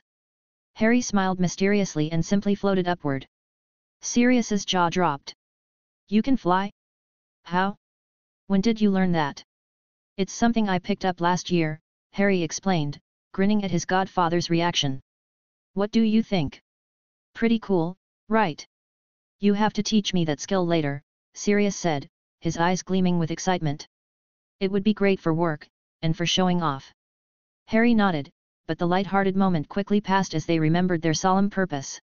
The group silently made their way to the center of the vast, dark lake, finally setting foot on the small island with its ominous pedestal. Harry had visited this spot on his last day of clearing out the Inferi, just to ensure they had all been destroyed. He had surveyed the area but hadn't disturbed anything else. Sirius turned to Arcturus, his voice uncertain. Grandfather, what should I do next? Arcturus's reply was simple and direct. You don't need to do anything. Kriakar. At Arcturus's command, Kriakar snapped his fingers. Moments later, what remained of Regulus Arcturus Black emerged from the lake. With solemn reverence, Arcturus conjured a casket, and Regulus's remains were carefully placed inside. After sealing the casket, Arcturus instructed Kriakar to take it back to Black Castle. With a soft pop, Kriakar disappeared, leaving behind a heavy silence. The group's attention turned to the pedestal with its basin of black liquid. Harry broke the silence. Should we retrieve the duplicate locket? Sirius shuddered slightly. How? Kriakar's descriptions were enough to make me wary of touching that liquid. Arcturus stroked his chin thoughtfully. I think I understand the enchantment. We could bring an animal from outside and make it drink the liquid. That should be enough to reveal the locket. Harry shook his head. There's no need to harm an innocent creature. I've studied the enchantment. Destroying some key points should be enough to make it malfunction. With that, Harry drew his wand and carefully aimed several reductor curses at specific spots, dismantling the enchantment that required the liquid to be drunk to reveal the hidden treasure. Once the spell work was complete, they emptied the basin of its sinister liquid. There, nestled at the bottom, lay the fake Slytherin locket. It was smaller than the real Slytherin's locket and lacked the ornate S that was Slytherin's mark. Sirius picked up the locket, turning it over in his hands before carefully opening it. Inside, wedged tightly where a portrait should have been, was a folded scrap of parchment. With trembling hands, Sirius read the note aloud. To the Dark Lord. I know I will be dead long before you read this, but I want you to know that it was I who discovered your secret. I have stolen the real Horcrux and intend to destroy it as soon as I can. I face death in the hope that when you meet your match, you will be mortal once more. R.A.B. Sirius's voice cracked as he finished reading. Reggie sure was a brave lad. Leaving this behind to anger Voldemort. I should have spent more time with him. We could have had some great adventures together. Harry placed a comforting hand on Sirius's shoulder, and the trio stood in respectful silence for a moment before Myra transported them back to Black Castle. The mood was somber as they returned, each lost in their own thoughts about Regulus's sacrifice. In the days that followed, Arcturus planned a funeral for Regulus. It was a small, intimate gathering attended by a select group of Black family members. Harry was present, along with Narcissa Malfoy, Andromeda Tonks, and Cassiopeia Black. The atmosphere was heavy with unspoken questions, but Arcturus maintained a respectful silence. It wasn't the right time to reveal the full extent of Regulus's brave tale. As the days passed, a sense of normalcy gradually returned to the grand castle. The mood lightened, and the hall seemed brighter. Creaker, in particular, was more active than ever, tending to both the Black Castle and the London townhouse with renewed vigour. Nothing could dampen his spirits. Harry, for his part, felt a mix of emotions. He was proud of the progress he'd made in his training and glad to have helped bring closure to Sirius and the Black family. But he also felt the weight of the challenges still ahead. As he continued his daily routines, he couldn't help but wonder what other trials awaited him on his path to becoming a strong wizard and knight. Chapter 157, The Gaunt Shack. With only a few days left before his 4th year at Hogwarts began, Harry had one more important task to complete. The summer holidays had been incredibly productive, winning the dueling tournament, clearing out the Inferi horde, and making huge progress in his knight training. It had been a great couple of months, and Harry was determined to end it on an even higher note. Disguised to avoid recognition, Harry touched down in Little Hangleton, the birthplace of Tom Marvolo Riddle. His mission was simple but crucial, to destroy another of Voldemort's Horcruxes, the Gaunt Ring. Armed with knowledge about the protections guarding the ring, Harry felt it was best to take care of it as soon as possible. He was slightly worried that if he waited a few more years, the butterfly effect might change the ring's location. Things were already shifting from the canon timeline in this alternate reality, and Harry didn't want to risk losing track of such an important item. Walking along the roads of Little Hangleton, Harry turned onto a dusty track leading to the woods just outside the village. After a short walk, he came upon a dilapidated shack, untouched by time and overgrown with vegetation. This was the house of the Gaunt family, descendants of the noble house of Slytherin, now reduced to such a sorry state. The house, once partly hidden by trees, was now fully engulfed by nature. Branches had breached the walls, growing uncontrollably inside and out. Before approaching, Harry decided to deactivate the protections first. He knew there were some nasty ones in place. Standing in front of the house, Harry hissed in Parseltongue, "Open in the name of Lord Voldemort, the heir of Slytherin and the conqueror of death." The young Tom Riddle, inspired by the secret phrase to open the Chamber of Secrets, had created a similar incantation for the protections at the Gaunt Manor. Harry thought Salazar Slytherin would have approved. Waves of magic rippled through the air, accompanied by strange sounds. Harry could sense that all the protections around the house had been deactivated. Now, all that remained was to find the ring. As Harry entered the house, he had to navigate through a maze of tree branches that had invaded the shack. Searching through the few rooms, he soon found a golden box which he knew contained the ring. Not daring to touch the box directly, Harry waved his hand to wandlessly open it. Inside lay the Gaunt's ring, a gold ring inset with a black stone, engraved with what Marvolo Gaunt had called the Peveril coat of arms. Unknown to most, the ring also contained the famed resurrection stone of the Deathly Hallows. At first glance, the ring looked harmless. There was no obvious aura of danger. If Harry hadn't known about the curse on it, he might not have suspected anything was amiss. Harry got to work destroying the Horcrux. He took out his wand and muttered the incantation for the Horcrux destroying spell. As Harry cast the spell, a dazzling burst of white light erupted from his wand, enveloping the ring. It was a fierce battle of light against darkness. The light triumphed, destroying the darkness. A spectral form of Voldemort appeared, shrieking as it dissipated into nothingness. The light then returned, merging with Harry. Harry felt the familiar, happy sensation of his soul growing stronger, just as he had when destroying the Diadem Horcrux. Voldemort was one more soul piece down, and Harry was one soul piece stronger. With that done, Harry waved his hand to close the box, leaving it, the ring, and the resurrection stone where they were. He had several reasons for this decision. Firstly, he didn't need the resurrection stone at the moment. He wasn't sure of its exact functions, but even if it could bring back souls of the dead, Harry had no use for it now.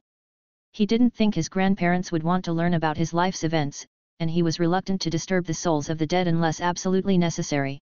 Another reason for leaving the ring was that he didn't know how to safely destroy the curse on it. Since Harry lacked the knowledge to safely neutralize the curse and retrieve the ring, he decided it was best to leave it in this protected location for now. In fact, Voldemort had deliberately left the cursed ring as a trap for Dumbledore. The Dark Lord knew that eventually, Dumbledore would learn about his quest for immortality and likely discover the Gaunt House. Voldemort had assumed that Dumbledore wouldn't realize he had created multiple Horcruxes. He hoped Dumbledore would falsely believe he had removed Voldemort's immortality by destroying the ring, all while falling victim to its deadly curse. Harry also had his own reason for keeping the ring where it was, one similar to Voldemort's. If the bearded one ever became too much of a nuisance, Harry planned to leave clues leading Dumbledore here. The curse was too difficult for even Dumbledore to overcome, and Harry wouldn't have to worry about the old man and his lemon drops ever again. It was a contingency plan he hoped he'd never have to use, but Harry felt more secure knowing it was an option. Returning to the front yard of the shack, Harry hissed in Parseltongue, "Close in the name of Lord Voldemort, the heir of Slytherin and the conqueror of death." The protections and enchantments reactivated, and Harry left the remote place, heading towards the village of Little Hangleton. With his important task completed, Harry decided to do a bit of sightseeing. He visited the Riddle House, still the largest building in the village, and the local graveyard. However, he didn't interfere with anything, merely observing. This caution was because Harry wanted Voldemort's eventual resurrection to proceed as planned. Tampering with things like the bones of Voldemort's father might cause the ritual to fail, sending Voldemort back to his wraith form rather than resurrecting him in a weakened state. Harry had learned this from his book Arcanum Rituals. So, it was better to leave things as they were and deal with Voldemort after he regained his body.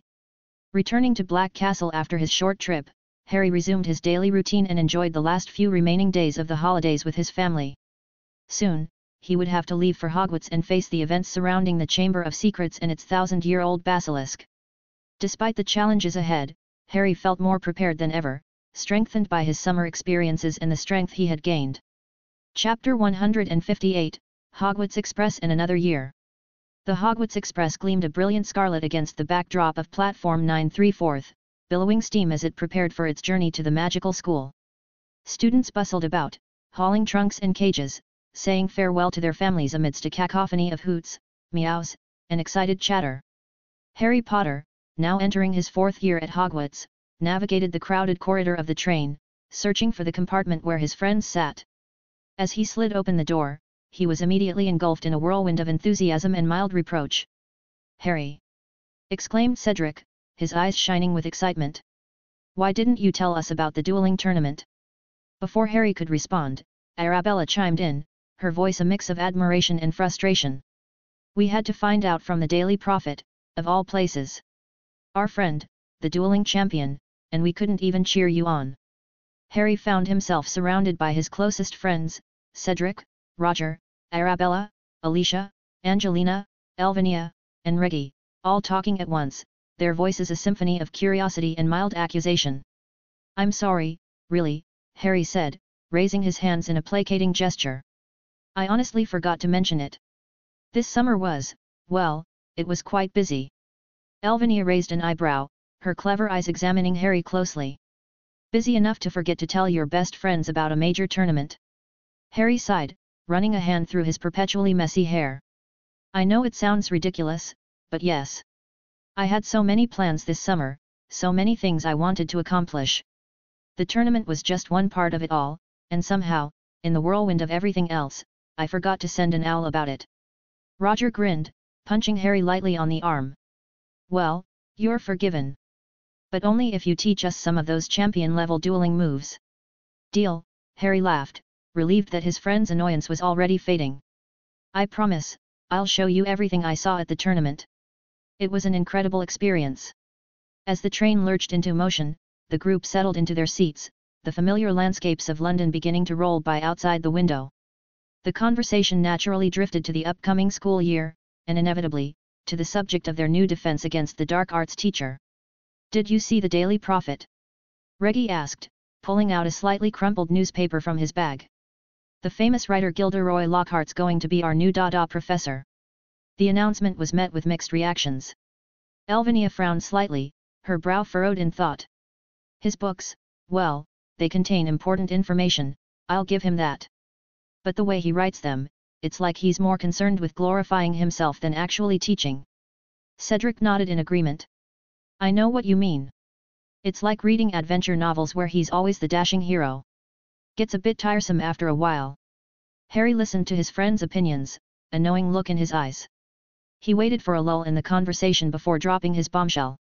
"I wouldn't expect too much from Dada this year," he said quietly. "In fact, I think it might be even worse than our first 2 years. His statement was met with surprised looks and a chorus of what? And why? Cedric leaned forward, his curiosity piqued. What makes you say that, Harry? Harry took a deep breath, knowing his next words would change his friend's perspectives dramatically. I've come across some information, he began carefully. It suggests that Lockhart is a fraud. He doesn't actually do any of the things he writes about in his books. Instead, he finds people who have had these adventures, gets their stories somehow, and then rewrites them as if he did them himself.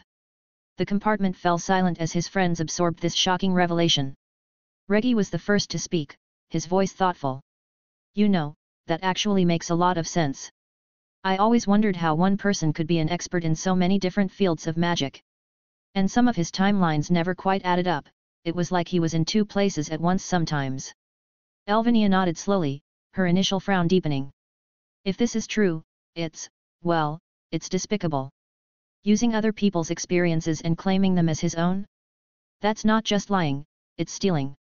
But how can we be sure? Roger asked, always the voice of reason in their group. I mean, that's a pretty serious accusation, Harry.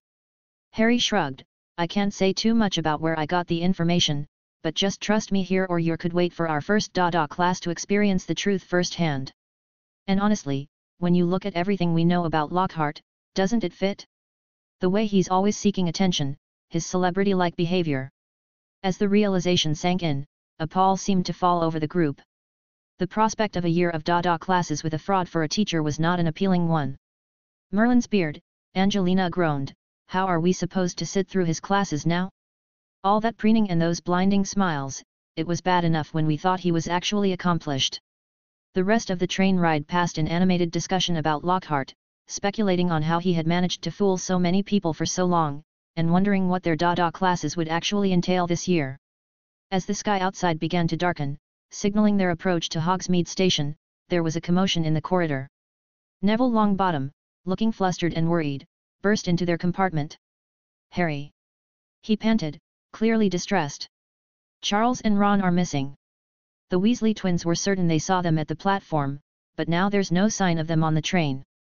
Harry, taken aback, considered the situation.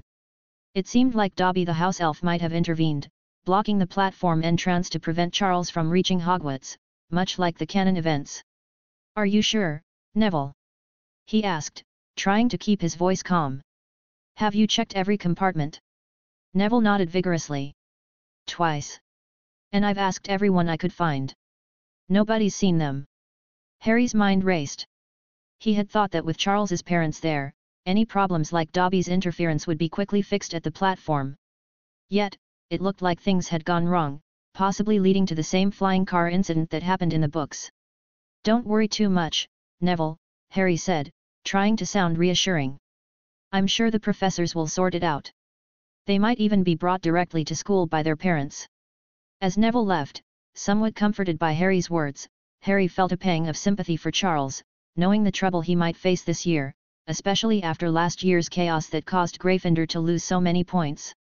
Harry hoped that if the flying car was involved, it wouldn't draw too much attention or break the secrecy rules. If it did, Charles could be in serious trouble, and even Dumbledore might struggle to help since it would involve the whole wizarding community. The remainder of the journey passed quickly, and soon they were all seated in the Great Hall, awaiting the sorting ceremony and the start of term feast. As Harry's gaze wandered to the staff table, he suddenly understood why Charles had missed the train. There, seated among the other professors, was Lily Potter. She looked nervous, her green eyes, so like Harry's own, darting around the hall, clearly searching for her younger son. It was obvious she hadn't been informed about Charles's absence. Harry's mind raced, quickly piecing together the puzzle. After the dangers Charles had faced last year, it made sense that his parents would be reluctant to send him back to Hogwarts. Lily's presence at the staff table could only mean one thing: she had taken a teaching position to keep a closer eye on Charles. A quick scan of the table confirmed Harry's suspicion. The only missing face was that of the Muggle Studies professor. It seemed Lily Potter would be taking on that role this year. As Harry pondered this, he pieced everything out.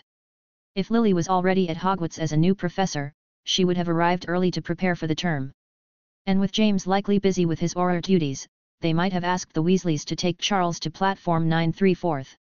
This explained how Charles had ended up in a situation where he could miss the train. A wry smile played on Harry's lips as he considered the irony of the situation. Despite all the changes in this world and the alterations Harry himself had induced, somehow, the major events from the canon timeline seemed determined to repeat themselves. It was as if fate, or perhaps the very fabric of magical reality, was conspiring to maintain certain fixed points in time. As the first years filed in, looking small and terrified, Harry couldn't help but smile to himself. This year at Hogwarts was certainly going to be interesting, in more ways than one. Between a fraud for a teacher, Lily Potter as the new Muggle Studies professor, and his brother already in trouble before term had even begun, Harry had a feeling that his fourth year at Hogwarts would be just as eventful as the others. The Sorting Hat's song began, but Harry's mind was already racing ahead, contemplating the challenges and adventures that surely lay ahead. Whatever happened, he knew one thing for certain, it was going to be an unforgettable year. Chapter 159, The Missing Diary. As the sorting ceremony began, Harry's eyes swept across the Great Hall, taking in the familiar faces he'd only known from books in another life. His gaze landed on Colin Creevey, a small, mousy-haired boy who was practically vibrating with excitement. Colin's old-fashioned camera hung around his neck, and he was snapping pictures left and right, his eyes wide with wonder at the enchanted ceiling and floating candles. "First years, I swear they get smaller every year," Roger whispered, nudging Harry. Harry nodded, a small smile playing on his lips. He wondered if Colin would become Charles's fan in this reality. Given how different Charles was from the Harry of the books, and considering the less-than-stellar reputation Charles had earned last year, Harry doubted it. Still, Colin's enthusiasm was infectious, reminding Harry of his own wonder when he first entered Hogwarts. His attention was then drawn to a girl with long, straggly blonde hair and a dreamy expression. Luna Lovegood stood out even among the nervous first years, her silvery eyes taking in the Great Hall with a serene curiosity that seemed at odds with her peers' anxiety. She appeared to be humming softly to herself, completely unfazed by the grandeur around her. "I'll keep an eye on her," Harry thought to himself, remembering the bullying Luna had endured in the Ravenclaw house of the original timeline. He made a silent vow to ensure she had happier school days this time around. Perhaps he could introduce her to some of his friends early on, creating a support network for the eccentric but brilliant witch. As the line of first years shuffled forward with each name being called out loud, a flash of familiar red hair caught Harry's eye. Ginny Weasley, looking small and nervous, was fidgeting with the hem of her robes. Her freckled face was pale with anticipation as she waited for her turn to be sorted. Without hesitation, Harry reached out with his legilimency, gently probing her mind. He knew it was an invasion of privacy, but the stakes were too high. He had to know if she had Tom Riddle's diary. To his surprise and growing concern, he found no trace of the Horcrux in Ginny's mind. There had been no confrontation with Lucius Malfoy, no diary slipped into her cauldron. This deviation from the expected timeline sent a chill down Harry's spine, his mind racing with the implications. "Everything all right, Harry?" Reggie asked, noticing his frown. "You look worried." Harry schooled his features into a neutral expression. "Just thinking about the year ahead," he said smoothly. "Lots to consider with Lockhart as our new professor." As the sorting continued, Harry's mind raced. The absence of the diary with Ginny was not good news. His foreknowledge, his greatest advantage, was becoming less reliable. The Horcrux could be anywhere, maybe still with Lucius Malfoy, maybe in the hands of another unsuspecting student, or worse, it was sold by Malfoy and was now who knows where. The only thing that consoled Harry was the fact that with Dobby acting to restrict Charles from coming to Hogwarts, there was a high chance the diary was inside Hogwarts and not outside. Only this way would Dobby act to save Charles from the coming danger. But this brought its own set of worries. If the diary was indeed at Hogwarts, who had it? And how will this new person act? "I need to find it," Harry thought grimly. "Before things progress in ways I can't predict." Halfway through the sorting, a commotion at the staff table caught Harry's attention. Professor Snape and Lily Potter both stood abruptly, exchanging a significant look before hurrying out of the Great Hall. Harry didn't need his reasoning skills to guess what that meant. Charles and Ron had arrived, likely in spectacular and rule-breaking fashion.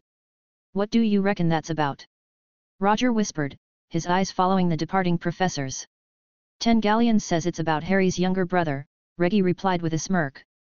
"Bet he's made some unusual entrance. He was not in the Hogwarts Express, after all." Another Ravenclaw student, a prefect named Penelope Clearwater, leaned in, her voice low. No need to guess. Look at this paper. You'll know what it's about. Reggie took the Evening Prophet, which had the front page headline of Flying Ford Anglia Mystifies Muggles. He then read out for everyone, his voice a mix of disbelief and amusement. 2 Muggles in London, convinced they saw an old car flying over the post office tower, at noon in Norfolk, Mrs. Hetty Bayliss, while hanging out her washing. Mr. Angus Fleet, of Peebles, reported to police. Roger's eyes widened in shock. It seems your brother is not one to live a quiet life, Harry. This is outrageous. They came to Hogwarts in a flying car. How did they even manage to find such a modified car? Harry sighed internally, feeling a mix of exasperation and concern. Charles, it seemed, had not gained much wisdom from being raised in the wizarding world. He had indeed chosen to fly the Weasleys' enchanted car to Hogwarts, risking exposure of the magical world when he could have simply waited for help. It was a reckless decision that spoke volumes about Charles and Ron's impulsiveness and lack of foresight. As the sorting concluded and the feast began, conversation at the Ravenclaw table and the others turned to speculation about the fate of Charles and Ron. The Great Hall buzzed with excited whispers and wild theories, the flying car incident overshadowing even the sorting of new students. Harry, however, found his thoughts drifting to another problem. His mind was preoccupied with the missing diary and the potential dangers it posed. As he mechanically filled his plate with roast chicken and potatoes, he couldn't shake the feeling that this year would bring challenges he wasn't fully prepared for. When Dumbledore finally rose to make his start-of-term announcements, the Great Hall fell silent. The headmaster's eyes twinkled behind his half-moon spectacles as he introduced Gilderoy Lockhart with a flourish. The fraudulent author stood with a dazzling smile, his lavender robe sparkling in the candlelight, eliciting cheers and sighs from his admirers. Then came the introduction of Lily Potter as the new Muggle Studies professor. The announcement was met with enthusiastic applause, particularly from the Muggle-born students who saw Lily as a symbol of what they could achieve in the wizarding world. Harry felt a pang of sadness, knowing that most of these students were unaware that Lily's success was largely due to her marriage into the Potter family. The reality for most Muggle-borns in wizarding Britain was far less bright. As the students filed out of the Great Hall, heading for their dormitories, the corridors buzzed with rumors about Charles and Ron's flying car adventure. Wild speculations about their expulsion spread like wildfire, each retelling of the story more exaggerated than the last. They won't be expelled, Harry said quietly to his friends as they climbed the stairs to Ravenclaw Tower. Dumbledore won't allow it. They'll lose some points, maybe get detention, but that's all. Back in the dormitory, as his classmates settled in and chatted excitedly about the year ahead, Harry lay in his 4-poster bed, his mind whirling with plans and contingencies. The diary Horcrux was out there somewhere, and he needed to find it to keep the events of this year under control. The thought of the Chamber of Secrets being opened, of students being petrified or worse, weighed heavily on him. I can't rely on my knowledge of the future too much from now, Harry thought, staring at the blue and bronze hangings of his bed. I need to be proactive, gather information, and stay alert. This year might be more dangerous than I anticipated. With these weighty thoughts, Harry closed his eyes, willing sleep to come. The sounds of his dormmate's soft breathing and the gentle hooting of owls outside the window gradually lulled him towards slumber. As he drifted off, his last conscious thought was a determination to protect his fellow students, no matter what unexpected turns this year might take. Whatever challenges lay ahead, Harry Potter was ready to face them head-on. Chapter 160, Master. The Great Hall buzzed with excitement as students filed in for breakfast the next morning. The events of the previous night, the sorting ceremony and the dramatic arrival of Charles Potter and Ron Weasley, were still the hot topics of conversation. As Harry made his way to the Ravenclaw table, he caught snippets of animated discussions about his brother's fate. Did you hear? They're not expelled. Just detention, can you believe it? And no points lost for Gryffindor either. Harry suppressed a sigh as he sat down next to his friends. It seemed that, once again, Charles had managed to escape serious consequences for his actions. The Gryffindor table was particularly jubilant, celebrating their narrow escape from starting the year with negative points. After breakfast, the Ravenclaws made their way to the Charms classroom. Professor Flitwick, standing atop his usual pile of books, beamed at the class as they entered. "Welcome back, everyone," he squeaked excitedly. "Today, we'll be starting with the summoning charm, Oxio. Now, who can tell me?" As Flitwick launched into his lecture, Harry found his attention drifting. He'd mastered this charm long ago, and his mind was preoccupied with thoughts of the missing diary and the potential dangers lurking in the castle. When it came time to practice, Harry effortlessly summoned his cushion on the first try, earning a delighted clap from Flitwick. The rest of the class struggled, with cushions flying erratically or barely twitching in response to their incantations. As the bell rang signaling the end of class, Flitwick called out, "Mr. Potter, a word please." Harry approached the professor's desk, curious. "Yes, Professor." Flitwick's eyes twinkled with excitement. "I had the good fortune of watching you duel this summer, Mr. Potter. I must say, I was immensely proud of your strength and skill. Truly impressive for a wizard your age." Harry felt a warmth spread through his chest at the praise. "Thank you, Professor. That means a lot coming from you." Taking a deep breath, Harry decided to seize the opportunity. "Professor, if you don't mind, I'd love to hear your honest critique of my dueling. You're a champion duelist yourself, after all." Flitwick looked surprised but pleased. "Well, Mr. Potter, since you ask. You have great skill and magical strength, there's no doubt about that. However, you often lack efficiency in ending duels. From what I observed, you have an impressive repertoire of spells, but you don't always use them to their full potential." Harry listened intently as Flitwick continued, "For instance, instead of using simple shield-breaking spells to counter your opponent's defenses, you often try to overpower them. While this can be effective, it's not always the best strategy.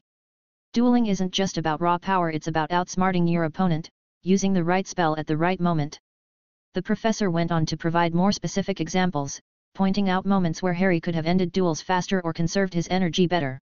Harry absorbed every word, recognizing the truth in Flitwick's observations.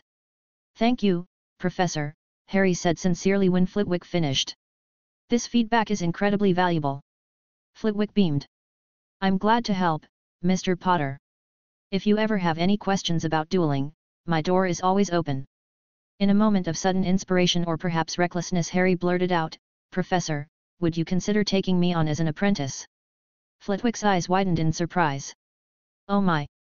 Well, I'd be delighted, but as a Hogwarts professor, I can't officially take on apprentices for dueling, as it's not a Hogwarts subject."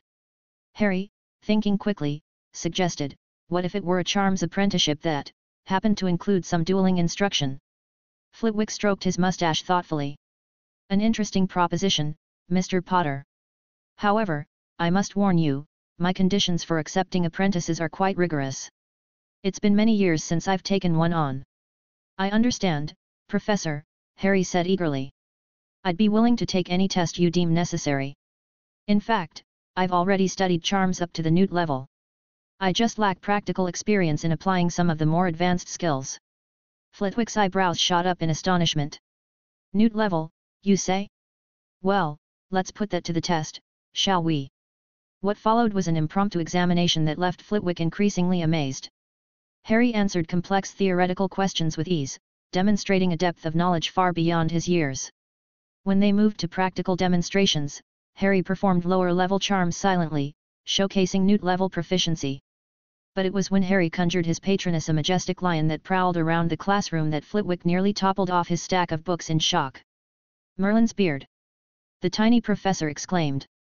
"Mr. Potter, this is extraordinary. A corporeal patroness at your age. I've never seen anything like it." Catching his breath, Flitwick composed himself. "Mr. Potter, I would be more than happy, honored, in fact, to take you on as my apprentice. This is a bargain for me, I assure you. I'll complete the necessary paperwork this week. Since you're an emancipated adult, the process should be straightforward. We can make it official by next week." Harry felt a surge of excitement and relief. Not only had he secured a master to teach him advanced charms and dueling, but he'd also gained a valuable ally and a legitimate reason to be out of the dorms at odd hours, something that could prove useful in his hunt for the diary. "Thank you, Professor," Harry said, barely containing his enthusiasm. "I look forward to learning from you." As Harry left the charms classroom, his mind was buzzing with possibilities. He was free for the second part of the day, since it was History of Magic, a class he had long since stopped attending. This apprenticeship could be the key to preparing himself for the challenges ahead. As he climbed the spiral staircase to Ravenclaw Tower, Harry felt a renewed sense of purpose. Whatever this year might bring, he would be ready to face it. Spotting an empty classroom nearby, Harry slipped inside and pulled out his two-way mirror. With a quick glance to ensure he was alone, he called out, "Sirius Black." The mirror's surface shimmered, and soon Sirius's grinning face appeared. "Harry. To what do I owe the pleasure of this midday call?" Harry's excitement bubbled over as he recounted his conversation with Flitwick and the unexpected offer of an apprenticeship. Sirius listened intently, his smile growing wider with each detail. "That's brilliant, pup!" Sirius exclaimed when Harry finished. "Flitwick's not just a good professor, he's one of the best. You'll learn loads from him, especially when it comes to dueling. This could be a game changer for you." They chatted for a few more minutes, with Sirius offering advice and Harry soaking it in. As they said their goodbyes, Harry felt a renewed sense of excitement for the year ahead. Pocketing the mirror, Harry decided to head to the school library. As he navigated the corridors, a familiar voice caught his attention. Rounding a corner, he came upon an unexpected and somewhat disconcerting sight. Gilderoy Lockhart, resplendent in robes of turquoise, was engaged in an animated conversation with Charles. Harry instinctively stepped back, concealing himself behind a suit of armor to observe unnoticed. "My dear boy," Lockhart was saying, his teeth gleaming as he smiled, "your entrance was nothing short of spectacular. Next time, do consult with me first. I could give you some marvelous tips to make the show even better." Charles shifted uncomfortably. "I don't think that's a good idea, Professor. The Gryffindors weren't happy that I nearly lost us more points so soon after, well, you know." Lockhart waved a hand dismissively. "Ah, but that's because you're approaching this all wrong, my boy. You're a celebrity.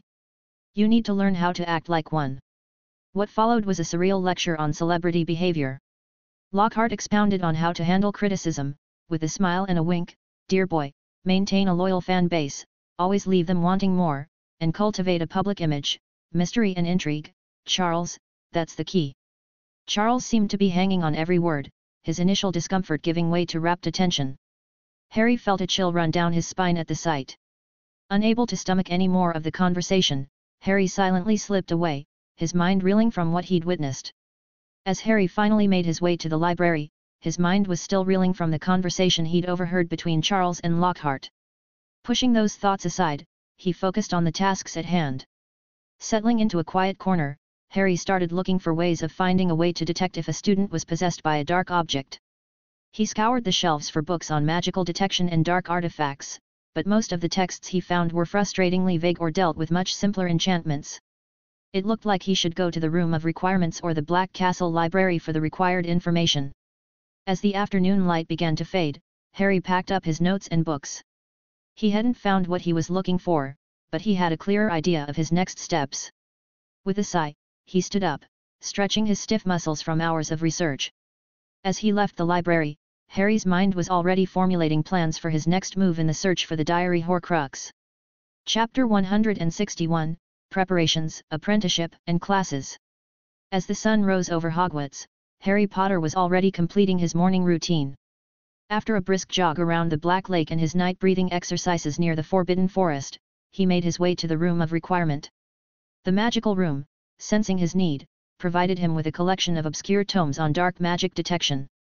Hours slipped by as Harry pored over the ancient tomes, taking meticulous notes. He paused only for his classes, returning to his research as soon as they ended. When night fell, he slipped away to the Room of Hidden Things, using the Vanishing Cabinet to transport himself to Black Castle. The vast library there held even more arcane knowledge, and Harry spent the night surrounded by ancient texts. Despite his efforts, the results were disappointing. He learned to recognize signs of possession, physical exhaustion, absent-mindedness, fear, and found spells to confirm soul possession. However, these methods required casting spells on every student in Hogwarts, an impractical and suspicious approach that would likely alert the diary's holder. Frustrated but undeterred, Harry realized he needed a different strategy. After a moment's contemplation, he decided on a riskier but potentially more effective approach. In the early hours of the morning, he made his way to the second-floor girls' bathroom, home to Moaning Myrtle's ghost. With utmost care, he placed intricate detection wards around the entrance to the Chamber of Secrets. It wasn't ideal, but it was the surest way to catch the diary's victim. As he worked, Harry contemplated his options. He knew he was capable of entering the chamber himself and slaying the basilisk, effectively ending the threat. However, several factors held him back from this course of action. Firstly, killing the basilisk wouldn't reveal the identity of the person possessing the diary. This could lead to a worse outcome, the death of an innocent student and the potential resurrection of Voldemort through the Horcrux. Harry couldn't risk such a catastrophic event. Secondly, he was intensely curious about the Parseltongue abilities in his family. He wanted to confirm whether Charles and, more importantly, Lily Potter, possessed this rare talent. If Lily turned out to be a Parselmouth, it could indicate a hidden connection to the Slytherin lineage or another ancient magical family with this ability. This revelation could have far-reaching implications that Harry was eager to uncover. Lastly, and perhaps less nobly, Harry saw an opportunity to challenge Dumbledore's seemingly unassailable position in the wizarding world. He reasoned that allowing the Chamber of Secrets situation to unfold would inevitably lead to some tarnishing of Dumbledore's reputation when the events became public knowledge. Harry was under no illusion that this would significantly damage the headmaster's standing. Dumbledore's influence in Wizarding Britain was too entrenched for that. However, even a small crack in that pristine image could be valuable in the long run. The chance to subtly undermine Dumbledore's authority while simultaneously gathering crucial information was too tempting to pass up. So, despite the risks, he resolved to let events play out, all while remaining vigilant and ready to intervene if the situation spiraled out of control. With his preparations complete, Harry turned his attention to finalizing his apprenticeship with Professor Flitwick. By week's end, he was officially under the tutelage of the renowned half-goblin charms master, a development that sent shockwaves through the halls of Hogwarts.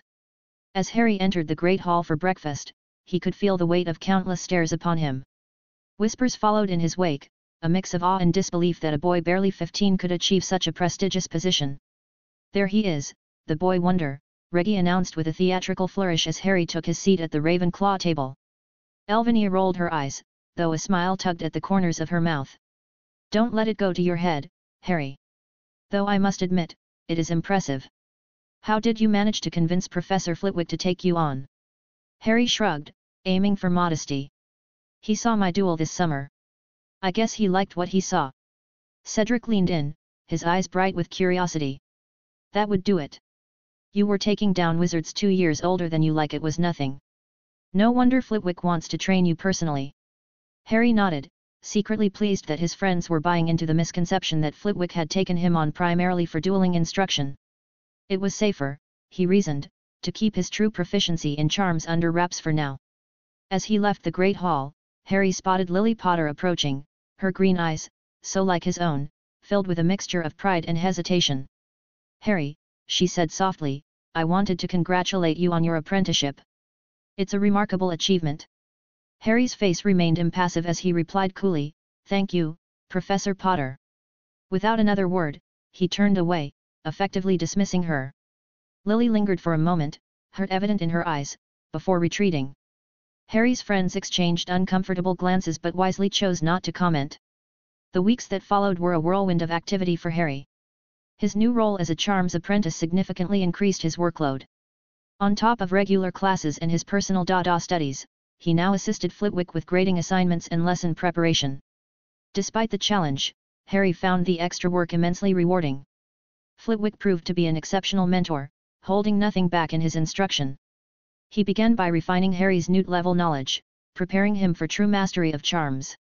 "Now, Mr. Potter," Flitwick squeaked during one of their sessions, "observe the wand movement for this advanced shielding charm.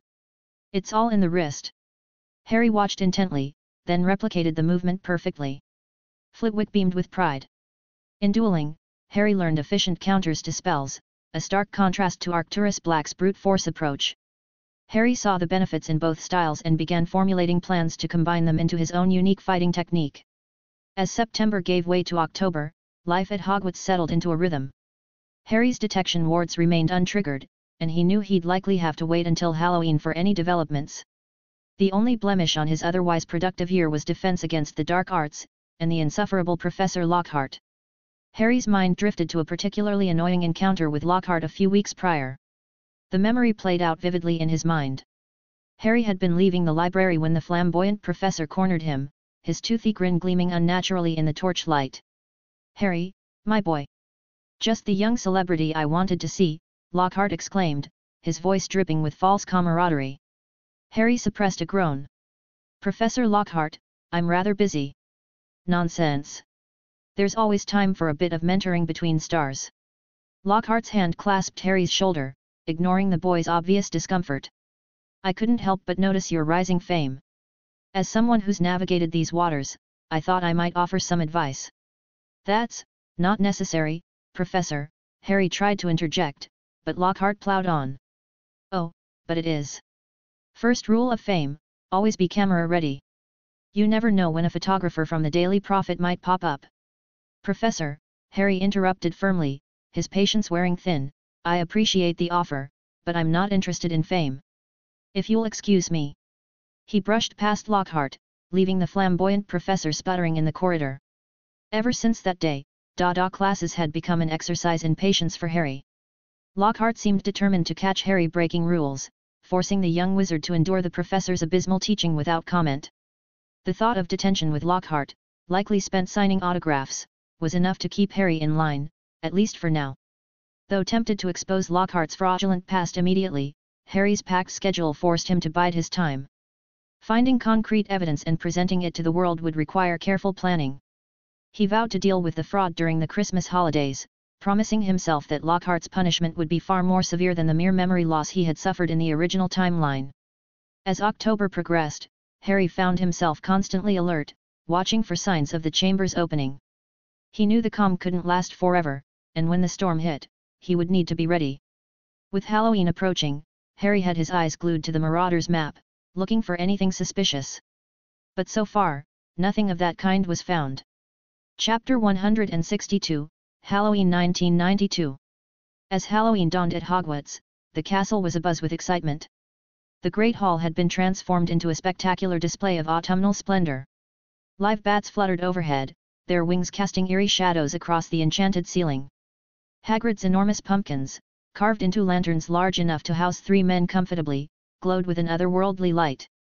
Whispers of Dumbledore booking a troupe of dancing skeletons for entertainment circulated among the students, adding to the festive atmosphere. Harry, however, was not in a festive mood.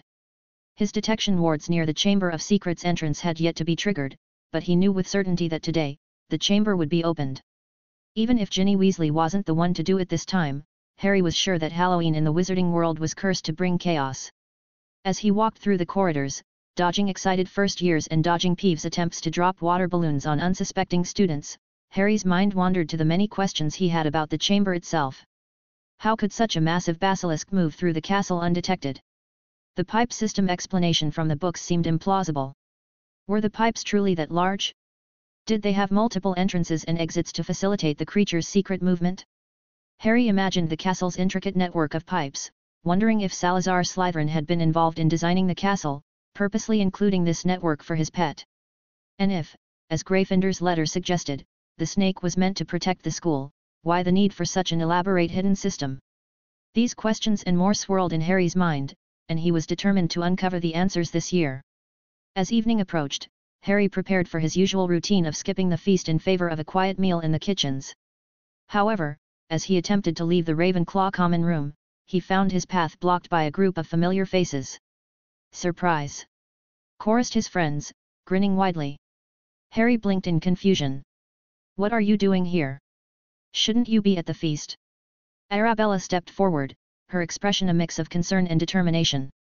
After what happened last year with the troll, we decided to spend the night with you. This way, we won't have to worry about your well-being when something inevitably goes wrong. 3 out of the 4 years, something has gone awry on Halloween, so we're accompanying you this time.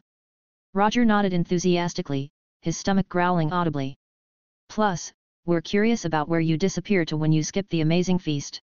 It must be somewhere good if you're willing to miss out on all that food. Harry was taken aback by their thoughtfulness. He quickly weighed his options. On one hand, this would provide him with a solid alibi during the chamber's opening, protecting him from suspicion of being the heir of Slytherin. On the other, it would prevent him from staking out the chamber's entrance to find the opener as he had planned. After a moment's consideration, he decided that the company of his friends outweighed the potential drawbacks. He could always use the Marauders map later to track down the diary holder. All right, Harry conceded with a smile. Follow me. I'll show you an amazing place in the castle with unlimited food. Roger's eyes lit up. Unlimited food? I can't wait. Harry led the group through the castle's winding corridors, eventually bringing them to an area near the Hufflepuff common room. As they passed by, Cedric looked around curiously. "Why did you bring us to the Hufflepuff area, Harry? I don't know of any secret place here." "Be patient and follow me," Harry replied with a knowing smirk. He enjoyed the puzzled looks on his friends' faces as he led them down a corridor adorned with numerous paintings. He stopped in front of a large still life depicting a bowl of fruit.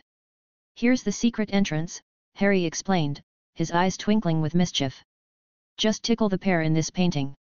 The group watched in amazement as Harry reached out and gently tickled the painted pear. To their astonishment, the pear began to giggle, its painted surface rippling with mirth before transforming into a large green door handle. "No way," breathed Elvinia, her usual composure slipping in the face of such unexpected magic. With a flourish, Harry pulled the handle, swinging the door open wide. "Welcome," he announced proudly, "to the Hogwarts kitchens." As Harry's friends stepped through the doorway, their jaws dropped in collective awe. The Hogwarts kitchens were a sight to behold, a vast, high-ceilinged room, as large as the Great Hall above it. Gleaming brass pots and pans lined the stone walls, and a great brick fireplace dominated one end of the room. 4 long tables, positioned exactly like their counterparts in the Great Hall, stood ready to receive the evening's feast. But what truly caught their attention were the hundreds of house elves bustling about the kitchen. The tiny creatures, each wearing a tea towel stamped with the Hogwarts crest, were hard at work preparing the Halloween feast. Some were chopping vegetables with lightning speed, while others stirred enormous cauldrons of soup or basted golden brown turkeys. "Blimey," whispered Roger, his eyes as wide as saucers. "I've never seen anything like this." Elvinia, always the most composed of the group, couldn't hide her amazement. "This is incredible, Harry.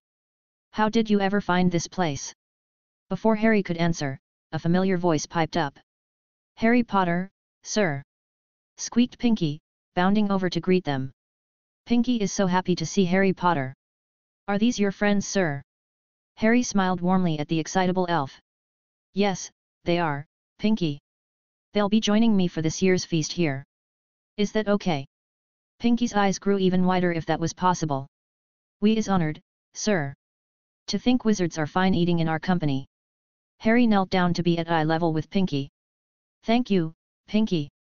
I always love the company here." The other elves, noticing the newcomers, swarmed around the group.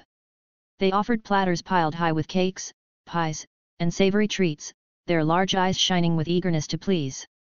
Cedric, recovering from his initial shock, accepted a plate of treacle tart with a polite thank you.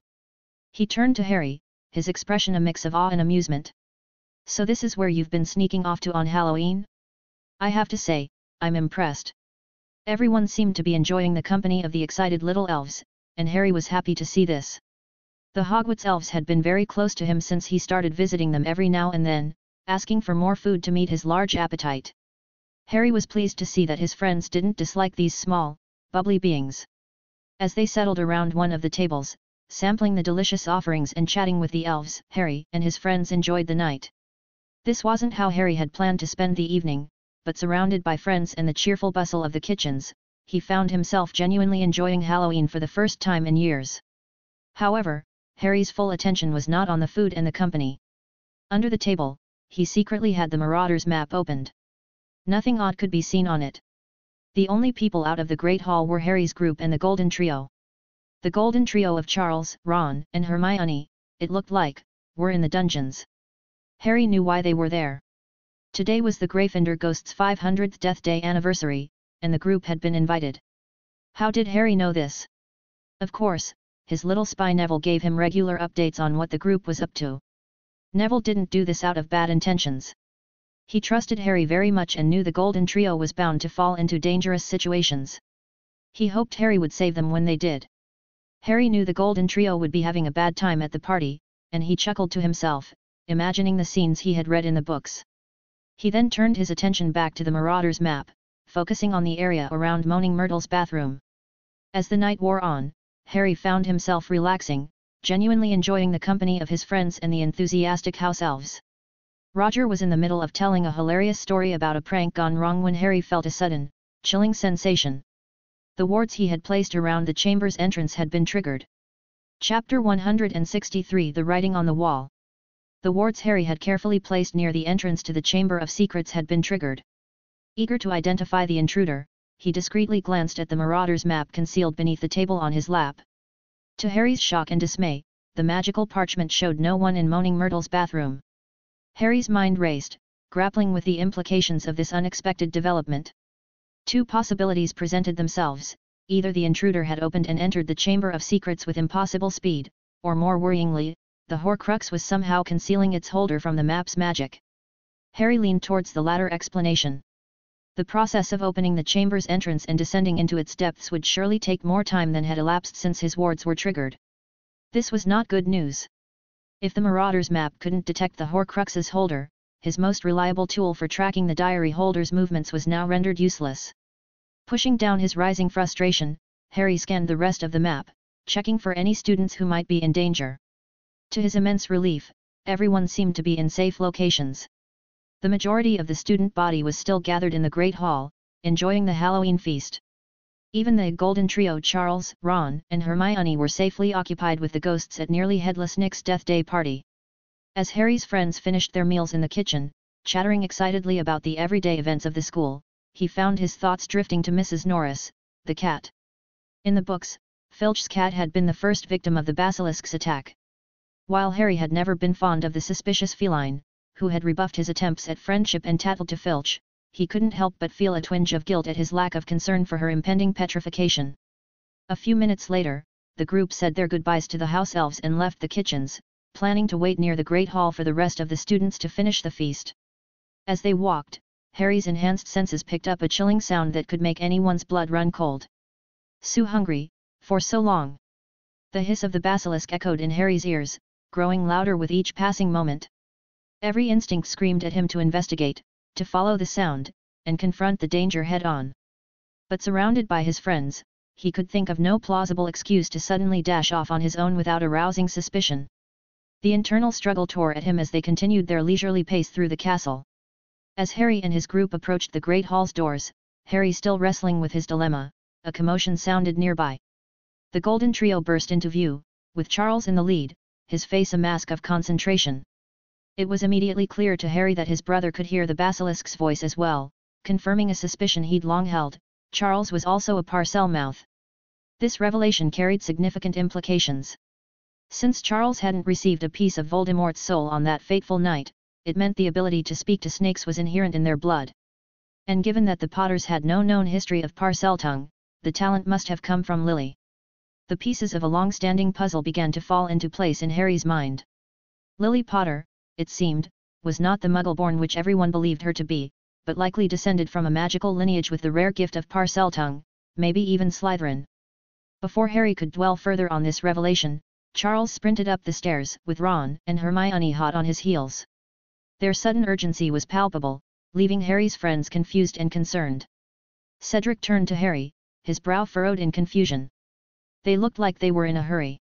Did something happen? Arabella's dark eyes clouded with worry. "I knew it. At Halloween, there is always trouble at Hogwarts. We should follow them. They might not be able to handle whatever danger they're rushing towards." The group quickly agreed, and they set off in pursuit of the younger students. As they climbed the stairs, Harry heard the basilisk's voice again, this time with a terrifying hunger. "I smell blood. I smell blood."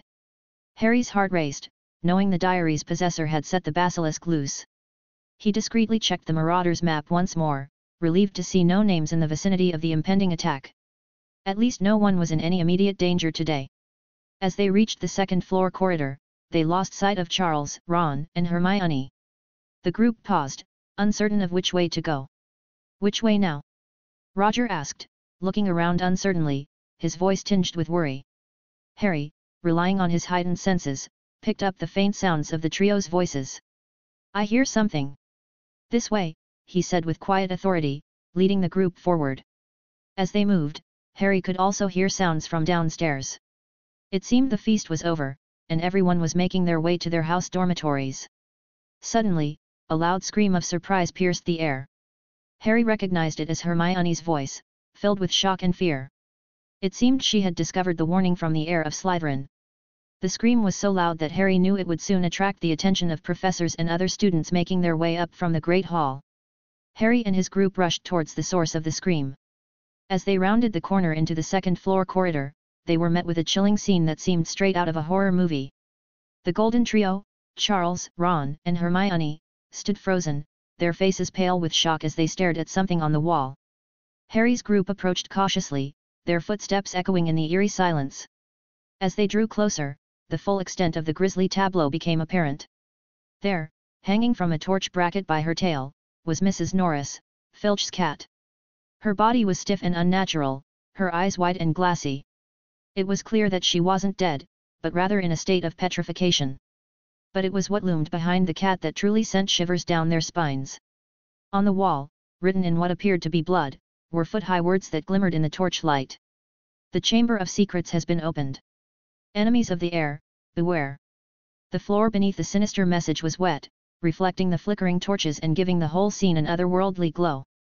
"We didn't do this," Ron blurted out, his voice trembling with a mixture of fear and indignation. "It was like this when we got here. We just found it, I swear." Arabella stepped forward, her face ashen as she took in the horrifying scene. "We believe you," she said softly, trying to reassure the younger students. "You didn't have the time to do this." "But, what does this mean?" "The Chamber of Secrets." Before anyone could respond, the sound of many footsteps filled the air, growing louder by the second. More people had reached this place, drawn by Hermione's earlier scream. The chatter, bustle, and noise died suddenly as the people in front spotted the hanging cat and the blood-red message on the wall. Charles, Ron, and Hermione stood alone in the middle of the corridor, while Harry's group remained to the side. Silence fell among the mass of students as they pressed forward, jostling for a better view of the grisly sight. Suddenly, a voice cut through the quiet, dripping with malice and barely concealed glee. "Enemies of the air, beware. You'll be next, mudbloods." It was Draco Malfoy. He had pushed his way to the front of the crowd, his cold grey eyes alive with a cruel light. His usually pale face was flushed with excitement as he grinned at the sight of the hanging, immobile cat and the terrified faces around him. Harry felt a surge of confusion and suspicion. How had Draco known something had happened here? He should have been walking towards the dungeons after the feast. This was the wrong direction entirely. Had Hermione's scream really been that loud, or did he know something? Maybe he got a warning from his father. Before Harry could ponder this further, a familiar raspy voice cut through the tense atmosphere. "What's going on here? What's going on?" Argus Filch's angry tones rang out as he shouldered his way through the crowd, no doubt attracted by Malfoy's shout and the general commotion. As soon as Filch's eyes fell on Mrs. Norris, he stumbled back, clutching his face in horror. The sight of his beloved cat, petrified and hanging from the wall, was too much for the caretaker to bear. "My cat! My cat! What's happened to Mrs. Norris?" he shrieked, his voice filled with anguish and rage. His bulging eyes darted around wildly before settling on Charles. "You!" he screeched, pointing a gnarled finger accusingly. You've murdered my cat! You've killed her! I'll kill you! I'll..." "Argus!" Dumbledore's calm yet authoritative voice cut through Filch's hysterics like a knife. The headmaster had arrived on the scene, followed by several other teachers, their faces grave as they took in the scene before them. In seconds, Dumbledore had swept past Charles, Ron, and Hermione and gently detached Mrs. Norris from the torch bracket, cradling the stiff form of the cat in his arms. "Come with me, Argus," Dumbledore said to Filch, his voice gentle but firm. "You too, Mr. Potter, Mr. Weasley, Miss Granger." Harry was surprised that he and his friends weren't called to join them, but a part of him was relieved. He didn't relish the thought of a long, stressful interrogation eating into his already limited time. Lockhart, ever the opportunist, stepped forward eagerly, his teeth flashing in what he probably thought was a reassuring smile. "My office is nearest, headmaster just upstairs, please feel free."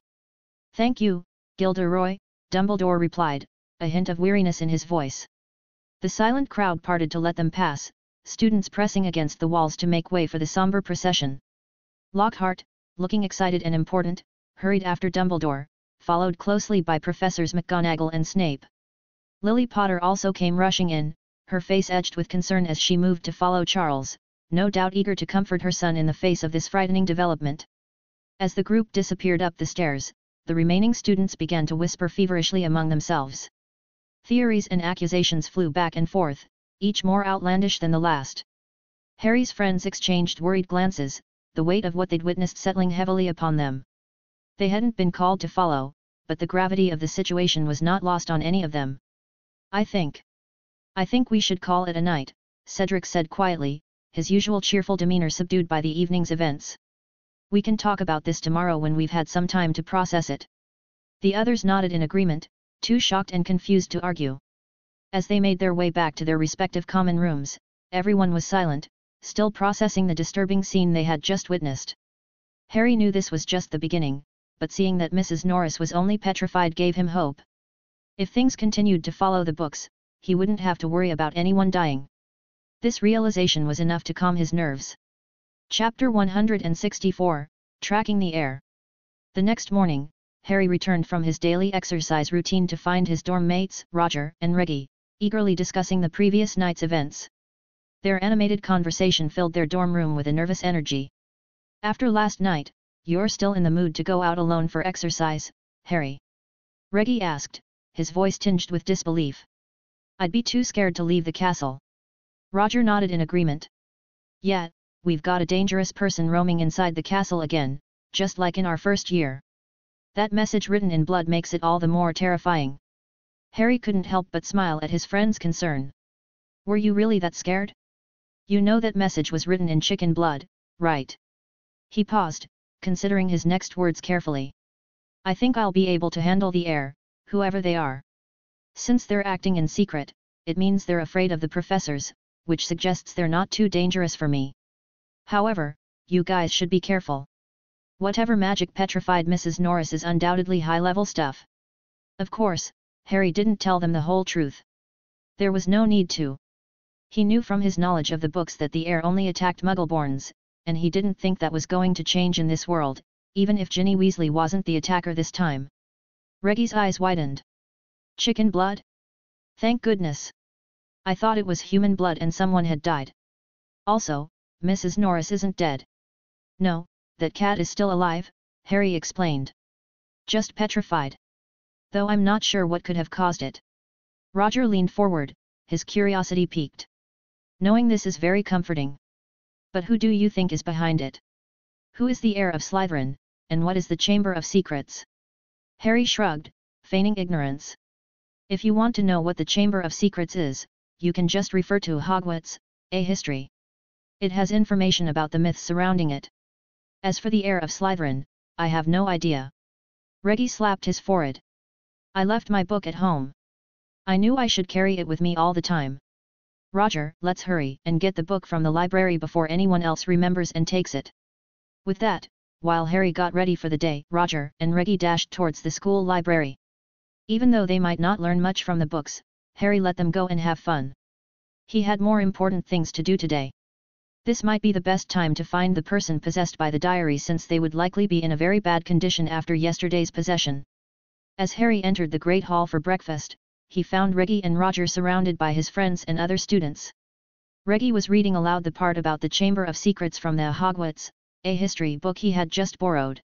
Similar scenes were unfolding in many places around the Great Hall, with students huddled together, discussing the mysterious chamber in hushed tones. Seeing Harry approach, Cedric greeted him and then asked, "You're not curious about the chamber, Harry? Why are you so calm?" Harry smiled knowingly. "I already know the known information about the chamber." "Who do you think told these two about the book?" Elvinia, Reggie's sister, chimed in. "Now it makes sense. I was wondering how my brother was able to get the required information so quickly." Reggie looked up from the book, his face flushed with excitement. "Don't put me down, sis. Harry, there's not much information here. It's all a myth. Is the chamber really designed by Salazar Slytherin to cleanse the school of those unworthy of learning magic?" Reggie was careful not to say Muggleborns even though everyone thought so. He didn't want to become hated by a significant group of students. Harry considered his response carefully. "I don't think so. It was a dangerous era with many instances of witch hunts, and we don't know the real reasons for the existence of the chamber. Maybe only the founders knew. If Slytherin was so bad, he wouldn't have worked together with the other founders to build this haven of learning for all witches and wizards. Maybe the chamber and its monster were left as a last line of defense for the school in case of attacks from the witch hunters." If it was for any other reason, the other founders would have done their best to destroy the chamber and its monster after Slytherin left. Arabella nodded in agreement. I think so too. Someone probably hated Slytherin after he had that whole fight with Gryffindor and made up all kinds of stories to make him look evil. I don't think the founder of my house is cruel enough to harm young students. I agree, Harry said, his stomach growling. Now let's end this discussion. I'm very hungry. While Harry was having his meal, he was not idle. His eyes scanned the whole hall, searching for suspicious targets. However, it was not an easy task. Many students, after seeing the writing and the fate of Mrs. Norris, had suffered nightmares and didn't get a good night's sleep, so many people appeared exhausted and sleepy. What Harry was searching for was a person who was exhibiting some kind of guilty behavior. If he remembered correctly from the books, Ginny Weasley had displayed this behavior after the Halloween night. So Harry searched, narrowing the scope of his investigation for now to just Gryffindor and Hufflepuff students of the 5th year or younger. He excluded the higher years and students from Slytherin and Ravenclaw, reasoning that they would likely know the dangers of books that could write back and the significance of missing memories leading to informing the professors or throwing the book away. If Harry didn't find anyone in his narrowed scope, he would consider expanding his search. However, Harry didn't have to resort to that OR search long. His narrowed-down scope led him directly to a girl who matched all the signs of a person who had been possessed by a dark object: dark eyes, low mood, weakened magic, sleepy demeanor, and more. A discreet detection spell confirmed Harry's suspicion. Harry didn't know who she was, but she looked like a third-year Gryffindor student. Interestingly, she had some mind shields, so Harry couldn't easily learn her identity through legilimency. Careful not to draw attention to himself, Harry silently cast a tracking charm on her. Now that he knew the person behind the attacks, he could attempt to control the series of events in the way he wanted. He needed to plan carefully, but that would have to wait until he gathered all the necessary information. After breakfast, it was time for classes and everyone reluctantly made their way to their respective classrooms. The chamber story discussion did not stop though. It had spread around the school quickly. Thanks to everyone being curious about the chamber and the whole air thing, no one bothered the Golden Trio about anything that happened last night. They seemed relieved by this unexpected reprieve from scrutiny. But this was not the end of the chamber and Slytherin discussion.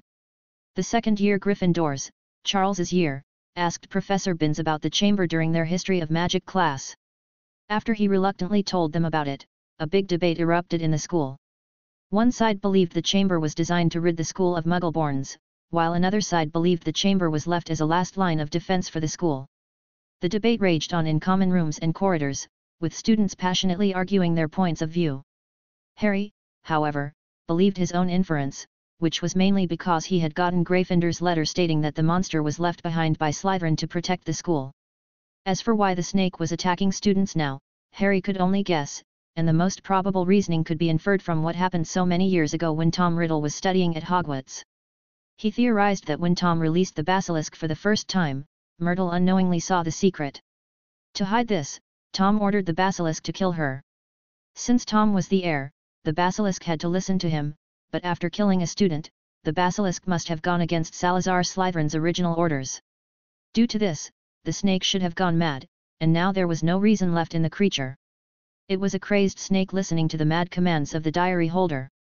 Otherwise, the snake should not listen to a possessed person even if he or she knew Parseltongue. As classes concluded for the day, Harry found himself with a new mission. Carefully and discreetly, he began to inquire about the Gryffindor girl he had noticed at breakfast. Although it could have been a straightforward task, Harry deliberately made it more challenging.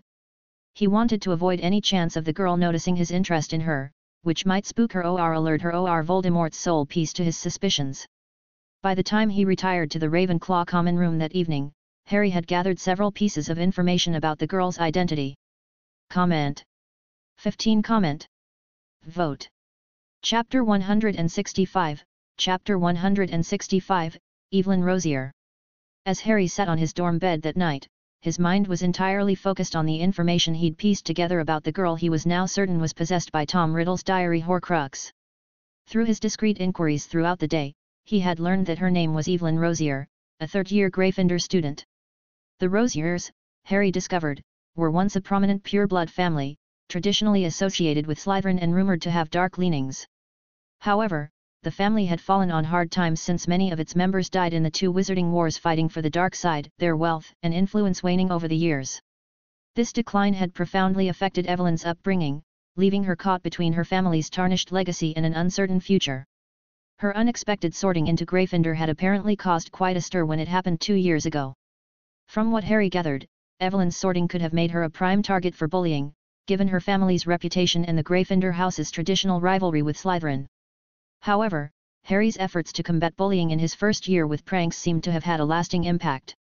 Due to this, Evelyn wasn't actively tormented by anyone. However, Harry learned that even without the bullying, she did not have an easy time, and that Evelyn remained somewhat isolated within Gryffindor, her family name creating an invisible barrier between her and her housemates. The bits and pieces of description Harry had collected painted a picture of a petite girl with long auburn hair that often looked unkempt. Several students had mentioned her hazel eyes, describing them as sad or tired-looking. Her robes, while clean, were noticeably second-hand, hinting at her family's reduced circumstances. As Harry pondered the situation, he considered how Tom Riddle's diary might have found its way into Evelyn's possession. Most likely, Harry thought, Lucius Malfoy had a hand in giving her the book. It showed how cruel he was, even to people on the same side. Sending to potential death a member of an already dying pure-blood family seemed particularly heartless. Evelyn Rosier's family's declining status and her isolation within Gryffindor could have made her vulnerable to such a manipulative magical object. Her heritage also explained her mind shields, which Harry had sensed during his subtle attempts at legilimency. These shields clarified why the chamber was opened and the basilisk was let out for the first time only on Halloween, not before, like in the books when Harry heard the voices in the walls days before the attack. Evelyn likely didn't trust the diary so much at the start, but her loneliness might have won out in the end. It was well known that Tom Riddle had a way of charming vulnerable people. Also, Evelyn's mind shields meant that possessing her took time, ensuring Harry's detection wards at the chamber triggered for the first time only on Halloween. However, despite knowing all this, Harry was not going to put an immediate end to the events surrounding the Chamber of Secrets. He had already decided to cause some trouble for Dumbledore, and he was determined to go ahead with this plan. There was, however, one change he was going to make. Harry was not going to drag everything out to the end of the year like in the books. The possession by a Horcrux was not good for the poor girl's soul. So Harry planned to let the attacks happen, cause some trouble to expose everything to the outside world, get the Ministry and Aurors involved quickly, and when the soul of Tom Riddle in the diary got anxious, end the whole thing himself. This would ensure that Evelyn was not affected too much, and Harry planned on taking her to Cordelia later to ensure no lasting effects of possession were left behind. And this time, Harry was planning to take the credit. Since he had already shown his skills to the world and planned to participate in adult dueling tournaments next year, there was no need to hide his strength anymore. He could now openly take credit and earn some honors for himself. With everything planned, Harry resumed his normal routine at the school. Classes, apprentice work with his master Flitwick, and then following Evelyn Rosier around whenever Harry noticed her near the entrance to the Chamber of Secrets. For her other actions like killing roosters, he did not follow.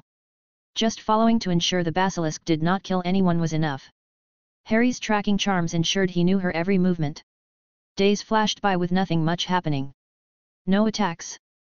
The castle also returned to some calm since there was really not much harm caused by the Halloween incident. Everyone learned that it was just chicken blood that wrote the message on the wall and that Mrs. Norris was not dead. So all the fear from that night dissipated rather quickly. As the tension from Halloween faded, the excitement of the approaching Quidditch season began to take over the school. The anticipation of upcoming matches pushed thoughts of the Chamber of Secrets to the back of everyone's minds, bringing a welcome distraction to the castle. There were some major changes in the Quidditch teams this year. Draco Malfoy, for reasons unknown to all the students in the school, got into the Slytherin team as their seeker. He didn't have to buy his way onto the team, which many people found odd. Harry was also surprised by this change. He had no idea what had happened to cause this shift from the canon. However, this meant that the Slytherin team was not upgraded with Nimbus 2001s for every player, which would have made them overpowered. Draco did get himself one, though, and his strength using that broom made it so that the Slytherin house accepted his entry into the team despite the suspicious circumstances. In Gryffindor, Charles got his spot as a chaser again. Despite the team not wanting him after his last year's performance, he won his spot fair and square during the Quidditch trials, and no one could deny him the position. Another change was that Ginny Weasley, a first-year, outperformed Katie Bell and all other competitors for the seeker spot and got herself selected. Many were surprised by this, even her brothers. They didn't know she knew how to play Quidditch as well as she showed during the trials. The fact that first years were now allowed to participate in the matches worked out well for her. Harry had paid some attention to Ginny Weasley this year and was surprised to see the changes in her behavior, which was quite different from that in the books. For one, she was not a fangirl of the boy who lived, Charles Potter. She walked and talked calmly around him. They were good friends, though, and Harry could feel a childhood sweetheart kind of vibe in their relationship. Also, since she was not possessed by the Diary Horcrux in this world, she was having a very good school year. Another new addition to one of the Quidditch teams was Susan, who won her place as a chaser for the Hufflepuff team. Harry watched her trials and was very proud of the skills she showed. If not for her young age that limited her physical strength, she was the best one in skills from all the chasers that tried for the Hufflepuff team. Cedric was very excited about getting a good seeker for the Hufflepuff Quidditch team. No prominent change was there in the Ravenclaw teams. Harry was asked to join the team, but he declined since he knew for sure that the matches would be cancelled soon due to the attacks. Also, he didn't have any interest in the game anymore. However, to ensure that he got his name engraved in the history books and also ensure Ravenclaw won the Quidditch Cup for once, he planned on playing in the year Roger becomes the Quidditch captain. It would be good to get a cup for his house for 1 year. The first Quidditch match of the year was going to be exciting, and it was Gryffindor vs. Slytherin. With the new lineup on both teams, the match promised to be unpredictable and thrilling. However, Harry's excitement wasn't for the game itself, but for what he knew Dobby was planning to do during the match. He anticipated the House Elf's misguided attempts to protect Charles, wondering how it would play out in this altered timeline. As he lay in bed that night, Harry couldn't help but wonder how the events would unfold, and how they would differ from what he remembered from the books. Would Dobby's interference be as dramatic as before? How would it affect the match's outcome? With a mix of anticipation and caution, he drifted off to sleep, ready to face whatever challenges the next day might bring, both on and off the Quidditch pitch. Thanks for listening.